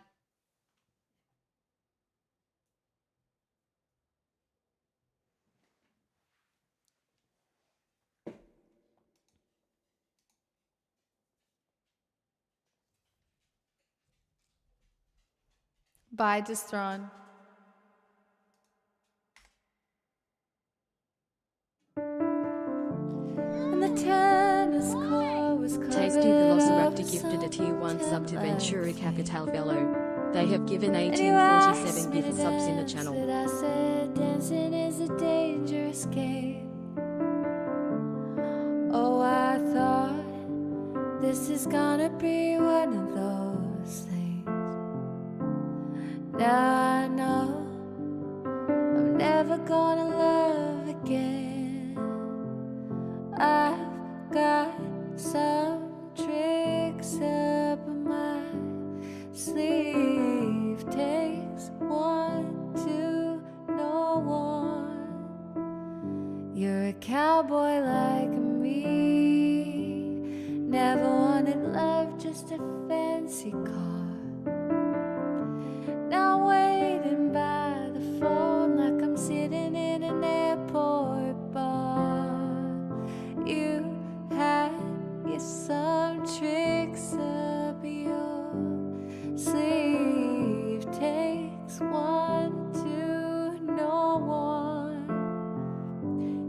cowboy like me, perched in the dark, telling all the rich folks anything they want to hear, like it could be love. I could be the way for it, only if they pay for it. You're a bandit like me, eyes full of stars, hustling for the good life. Never thought I'd meet you here, but it could be love. We could be the way for it, and I know I'll pay for it. You're a cowboy like me.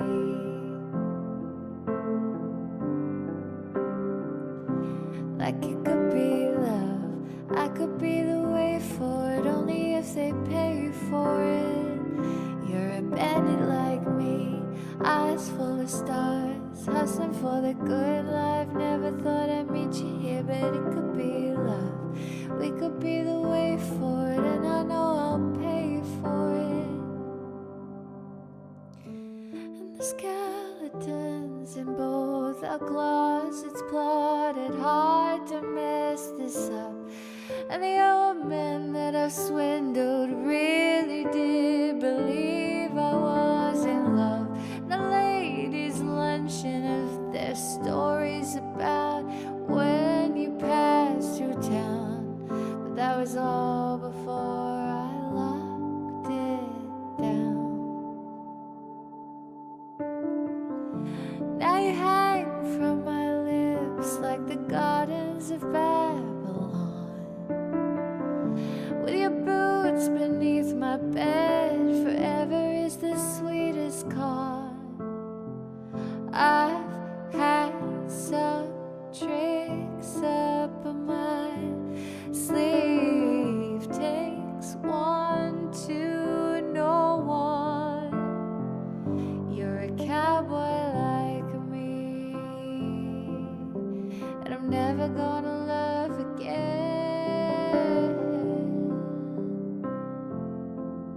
I'm never gonna love again. I'm never gonna love again. I'm never gonna love again.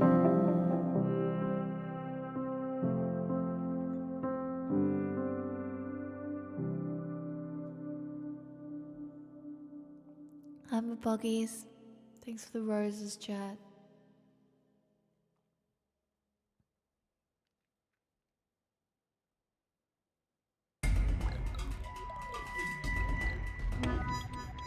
Nine to 5 Syrian one such business.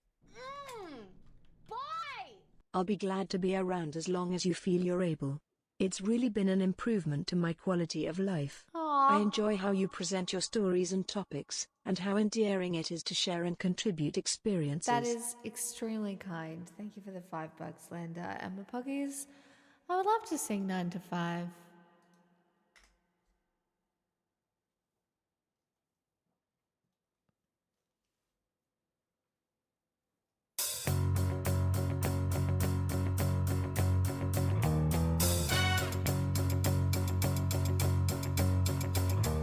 I tumble out of bed and stumble to the kitchen, pour myself a cup of ambition, yawn and stretch and try to come to life. Jump in the shower and the blood starts pumping. Out in the street the traffic starts jumping, and folks like me on the job from 9 to 5. Working 9 to 5, what a way to make a living. Barely getting by, it's all taking and no giving. They just use your mind and they never give you credit. It's enough to drive you crazy if you let it. 9 to 5, for service and devotion. You would think that I would deserve a fair promotion. Want to move ahead, but the boss was here to let me. I swear sometimes that man is out to get me.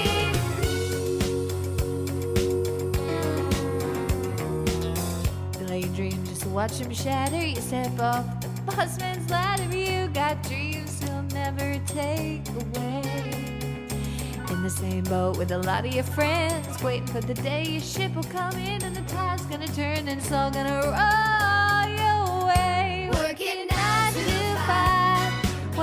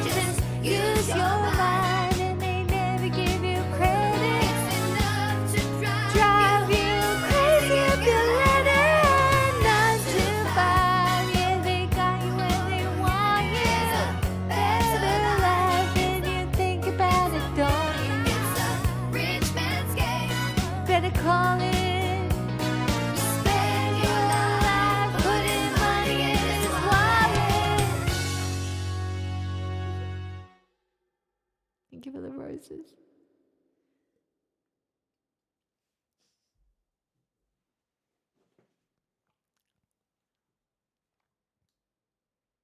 You're very welcome, Puggies.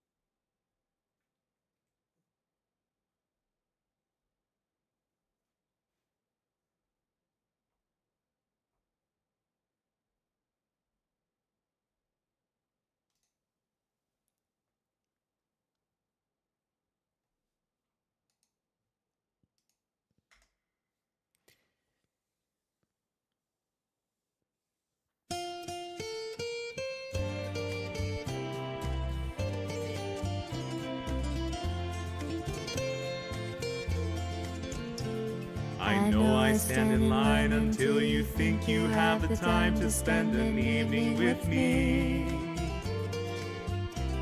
And if we go someplace to dance, I know that there's a chance you won't be leaving with me.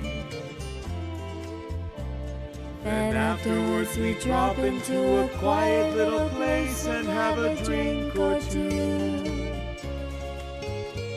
And then I go and spoil it all by saying something stupid like I love you. I can see it in your eyes that you despise the same old lies you heard the night before. And though it's just a line to you, for me it's true and never seemed so right before. I practice every day to find some clever lines to say to make the meaning come true. But then I think I'll wait until the evening gets late and I'm alone with you. The time is right, your perfume fills my head, the stars get red and oh, the night's so blue. And then I go and spoil it all by saying something stupid like I love you.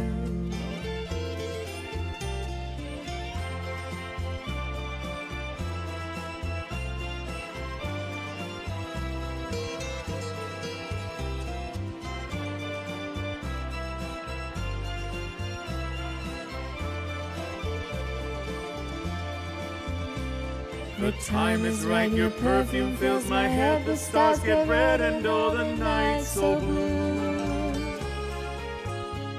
And then I go and spoil it all by saying something stupid like I love you. I love you. I love you. I love you.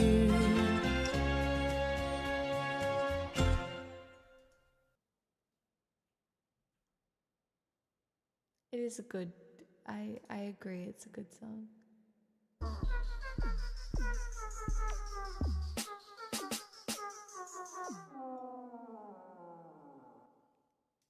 Something from Hilary Duff because I can't get actual tickets to go and see her. Me neither. I couldn't afford them either. So, have all the bangers I've been wanting to sing. I don't even know if this is on the fucking list, but it might be. You get a classic. Thank you for requesting Hilary Duff.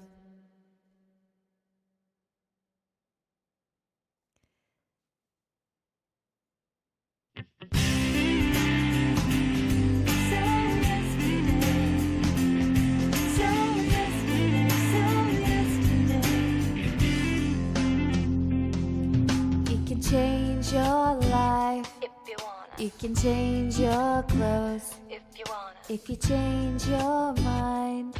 Well, that's the way it goes. But I'm gonna keep your jeans and your old black hat. 'Cause I wanna. They look good on me. You're never gonna get them back. At least not today, not today, not today. 'Cause if it's over, let it go and come tomorrow it will see. So yesterday,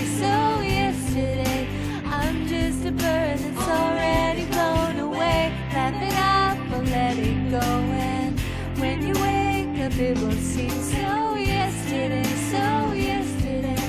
Haven't you heard that I'm gonna be okay? Okay. You could say you're bored. If you wanna. You could act real tough. If you wanna. You could say you're torn. But I've heard enough. Thank you, you made my mind up for me. When you started to ignore me, didn't see a single tear. It isn't gonna happen here. At least not today, not today, not today. 'Cause if it's over, let it go and come tomorrow it will seem so yesterday, I'm just a bird that's already flown away. Laugh it out or let it go and when you wake up it will seem so yesterday, Haven't you heard that I'm gonna be okay? If you're over me, I'm already over you. If it's all been done, what is left to do? How can you hang up if the line is dead?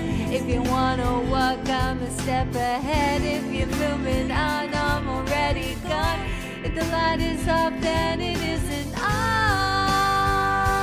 At least not today, not today, not today. 'Cause if it's over, let it go and come tomorrow it will seem so yesterday, I'm just a bird that's already blown away. Laugh it off or let it go and when you wake up it will seem so yesterday, Haven't you heard? You're so yesterday, seems so yesterday, I'm just a bird that's already blown away. Laugh it off or let it go and when you wake up it will seem so yesterday, Haven't you heard that I'm gonna be okay?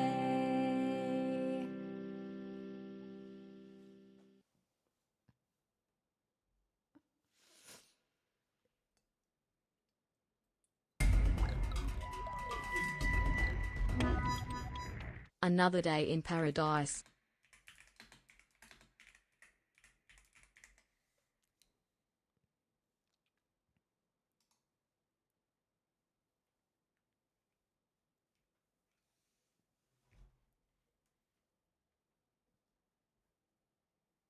More Duff? You can request more Duff. There is Duff on the list. I love Hillary Duff.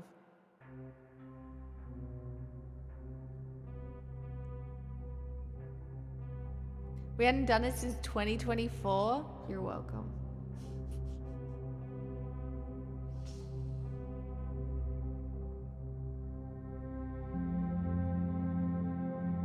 I had to pick a random one, you know. There's a few I've done.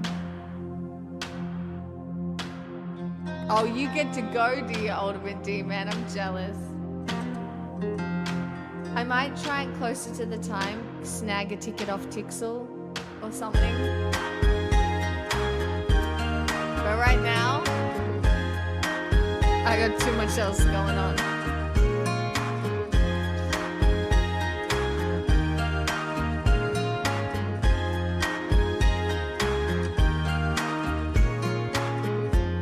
Cause I do men on the street.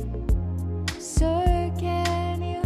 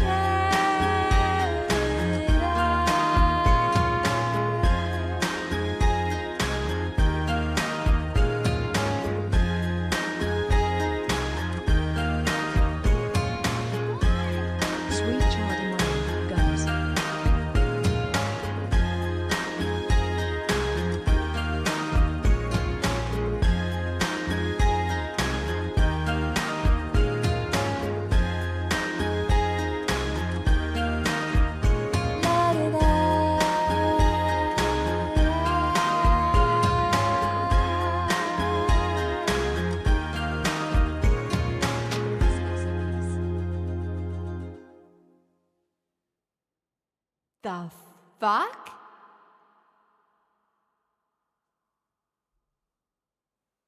Hello?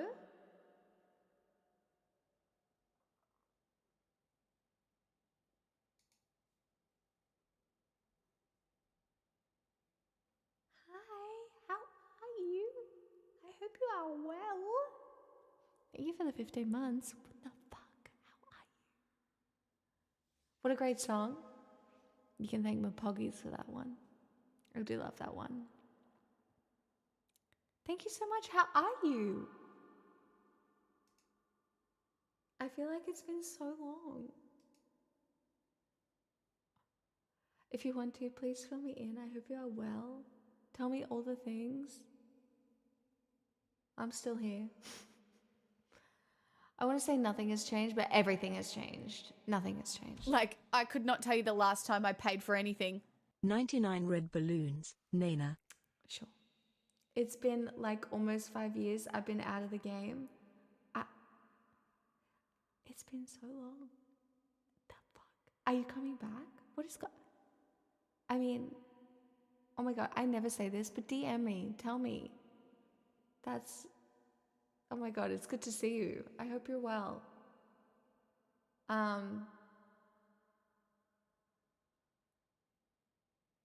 Dottie, what the fuck? Thank you for the $100 fucking dollars. I would love to learn 99 red balloons after I sing Sweet Child of Mine.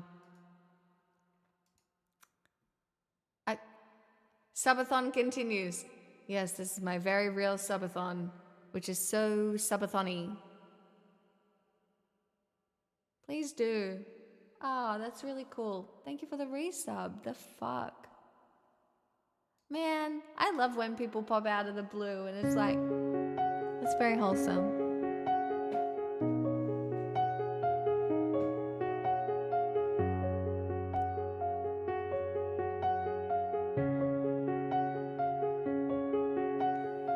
She's got a smile and it seems to me reminds me of childhood memories where everything was as fresh as a bright blue sky. Now and then when I see her face, it takes me away to that special place. And if I stayed too long, I'd probably break down and cry. Whoa, sweet child of mine. Whoa, sweet child of mine. She's got eyes of the bluest skies, as if they thought of rain. I'd hate to look in those eyes and see an ounce of pain.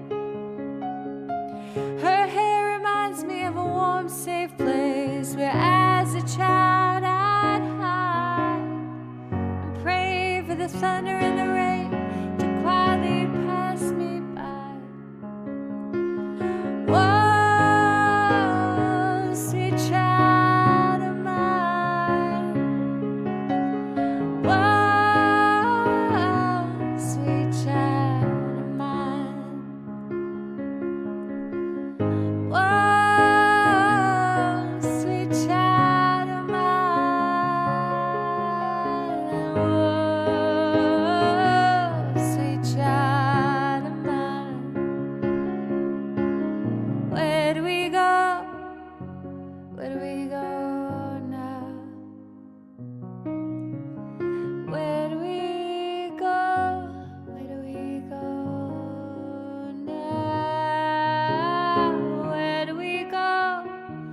Sweet child of mine. Where do we go?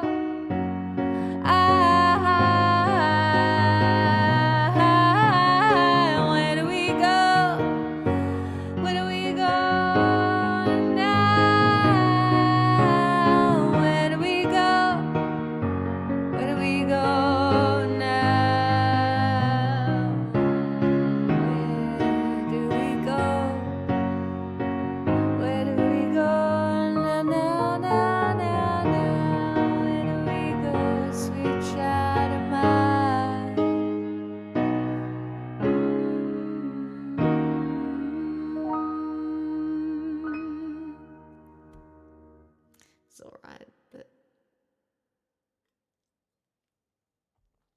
probably could have done better, if I'm being honest.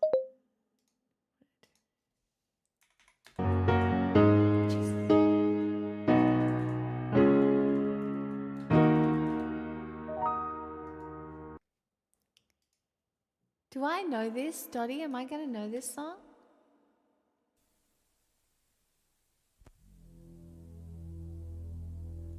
You and I in a little toy shop, buy a bag of balloons with the money we've got, set them free and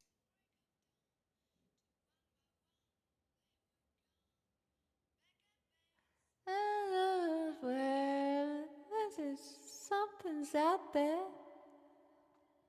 Summer sky, 99 red balloons go by.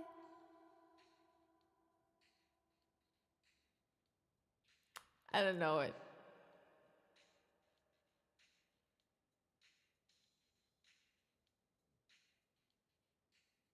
I don't know it.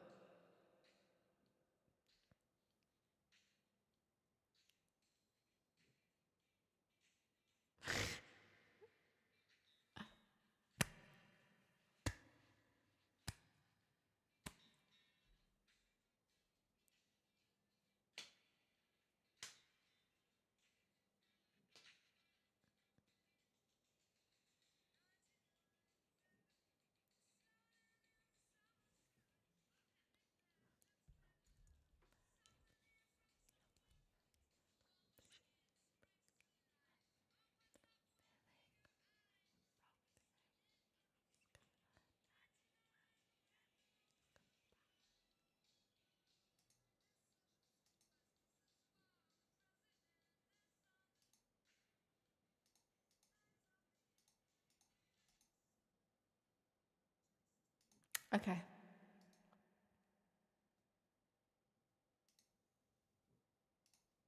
Let's see what happens, shall we?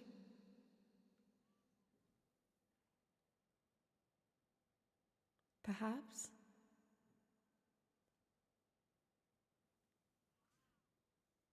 Dottie,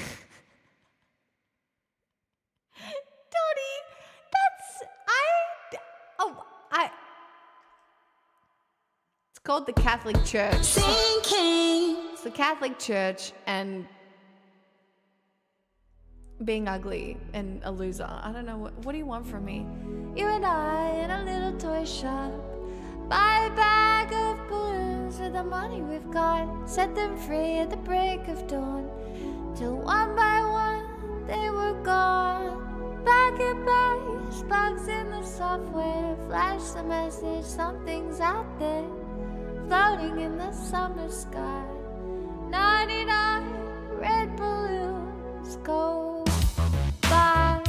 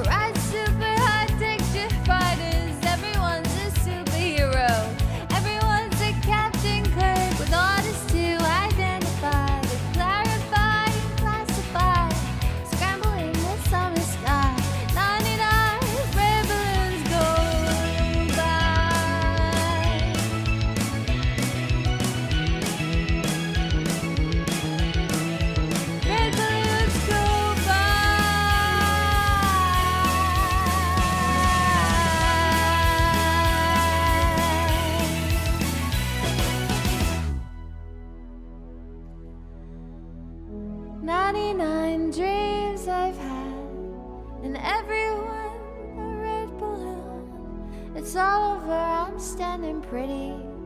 In the dust there was a city. If I could find a souvenir just to prove the war was here. Here is a red balloon. I think of you and let it go.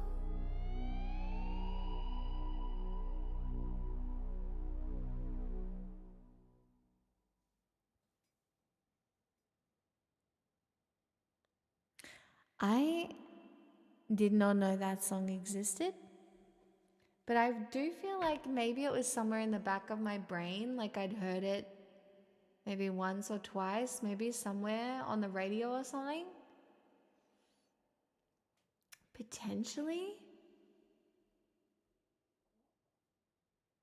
It's a banger in German. Of course it is. I can't speak German.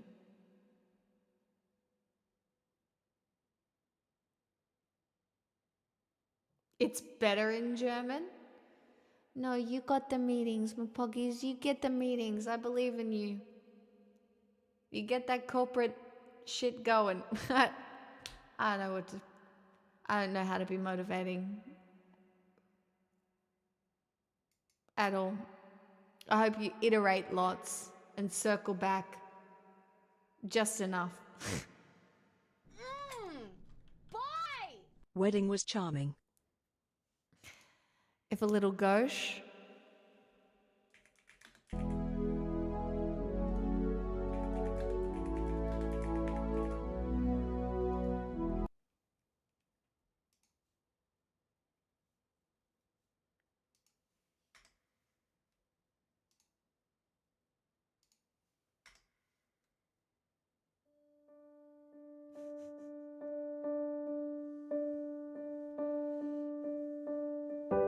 Rebecca rode up on the afternoon train.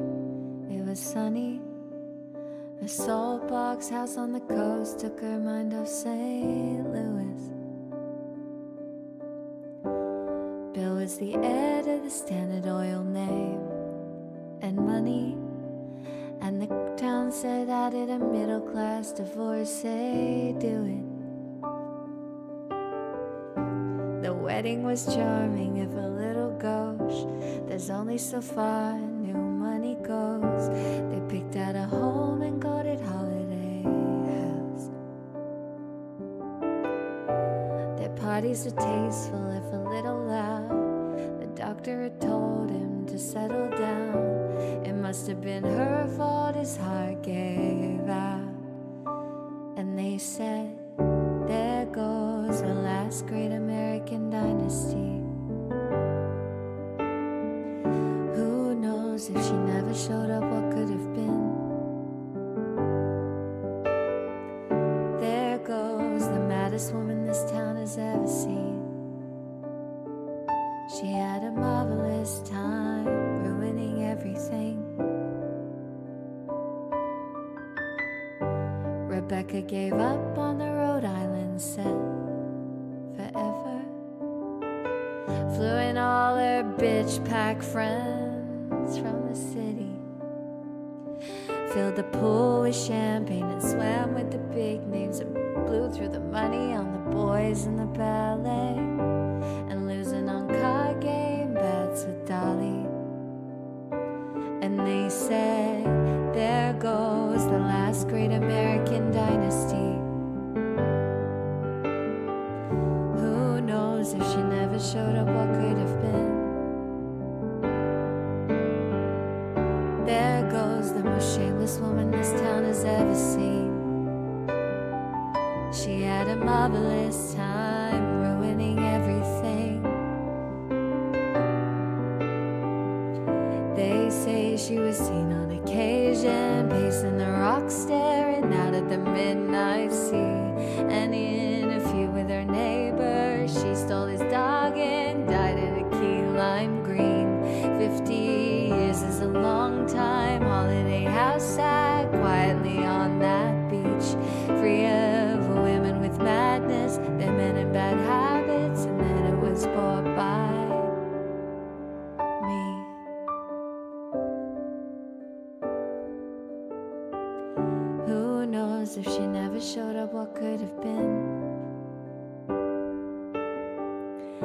There goes the loudest woman this town has ever seen. I had a marvelous time ruining everything. I had a marvelous time ruining everything. A marvelous time ruining everything. A marvelous time.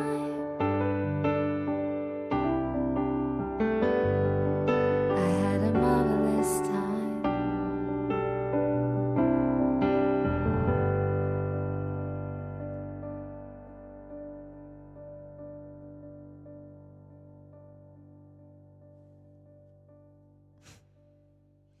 Thanks, Anonya Moose.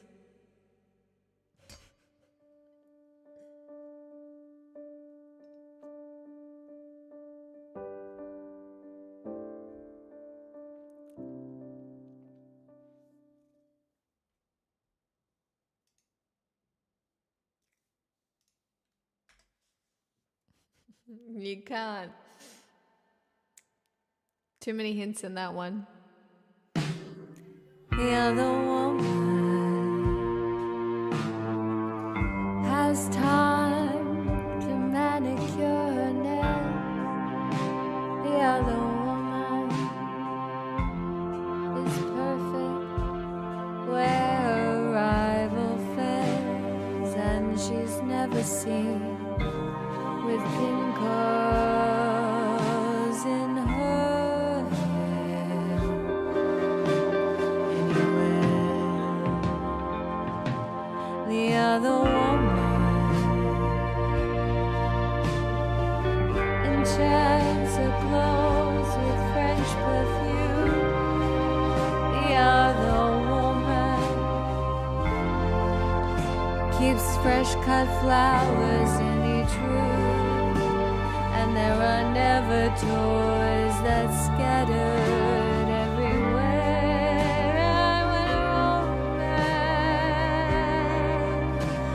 comes to court, he finds her waiting like a lonesome queen. 'Cause to be by her side is such a change from old routine. But the other woman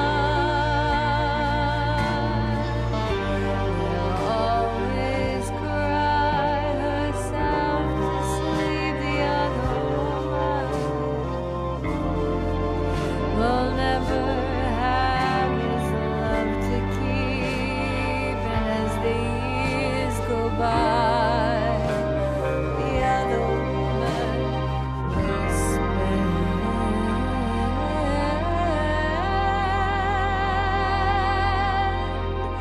her life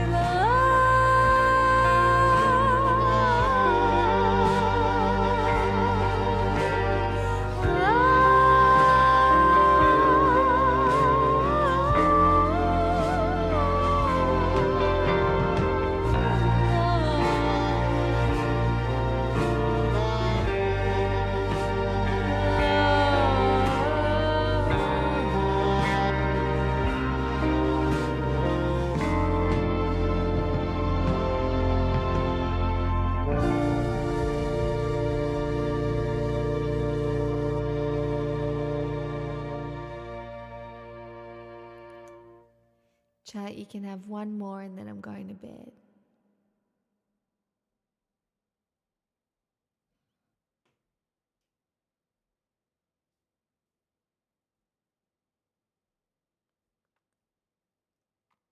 Hi, Louis. Hi, Arclight.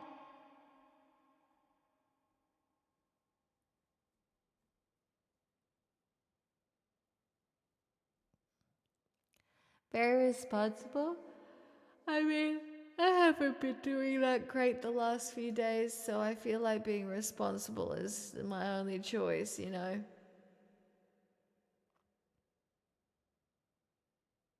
You did not, Louis, no.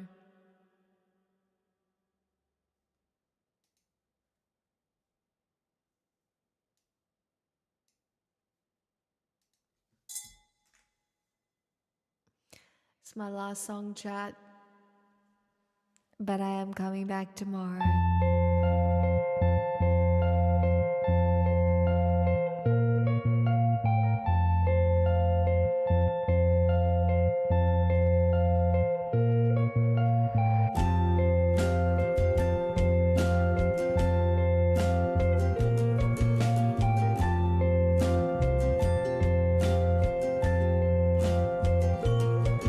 A heart that's full of like a landfill, a job that slowly kills you, bruises that won't heal.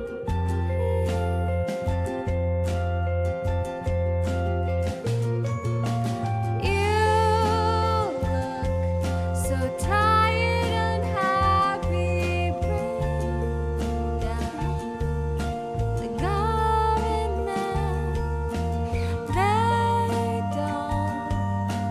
They don't speak for us.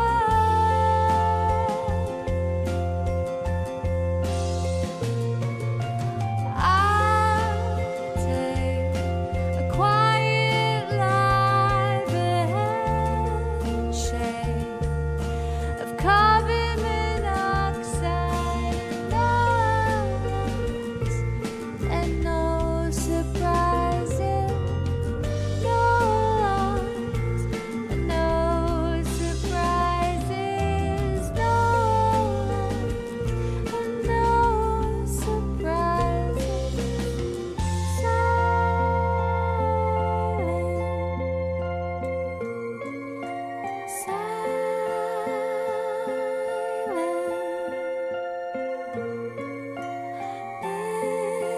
This is my final fit, my final bellyache with no alarms and no surprises, no alarms and no surprises, no alarms and no surprises,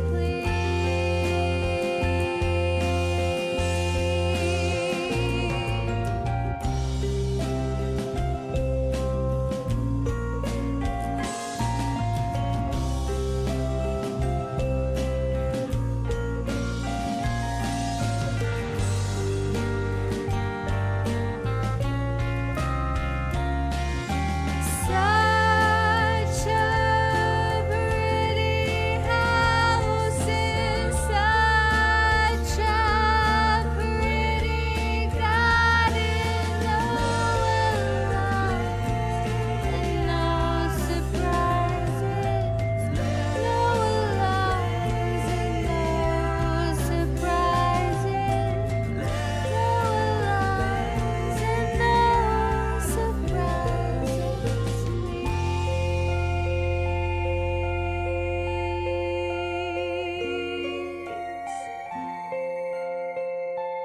Oh, my darling, I am finished.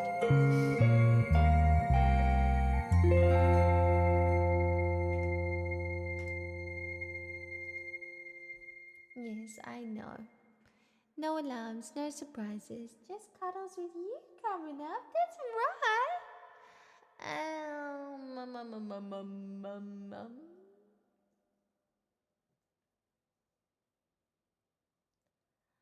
Such a pretty house.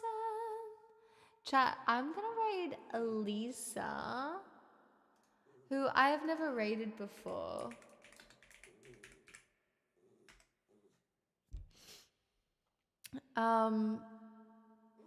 I can see her in my recommended, but I played Magic with her recently. Let me turn the reverb off. Chat, I'm back tomorrow. Oh, you're so welcome. I need to go eat something. Don't do anything I wouldn't do. You know, blah, blah, blah, blah, blah, blah, blah, blah, blah, blah. Drink water. I literally can't give advice right now because I haven't drunk enough water and I haven't been sleeping well and I have just been, I don't know. I feel like if I were to give advice right now, it would be just a tad hypocritical because I've been a piece of shit for at least 3 days. But it's fine. I'll pull it back together at some point. It's fine. Sleeping on the floor tonight? I don't know. Mix it up a little. I don't know where I'm sleeping. I'll figure it out. Probably the couch. Probably not. Maybe. I don't know. We'll see. I don't know what to do, but I'm gonna do This is a full-blown house deposit. Pocket. Oh my Well, god. basically just a build. That's crazy. Thank you so much. All right. Bye, everyone. 104 months. See you later. Bye.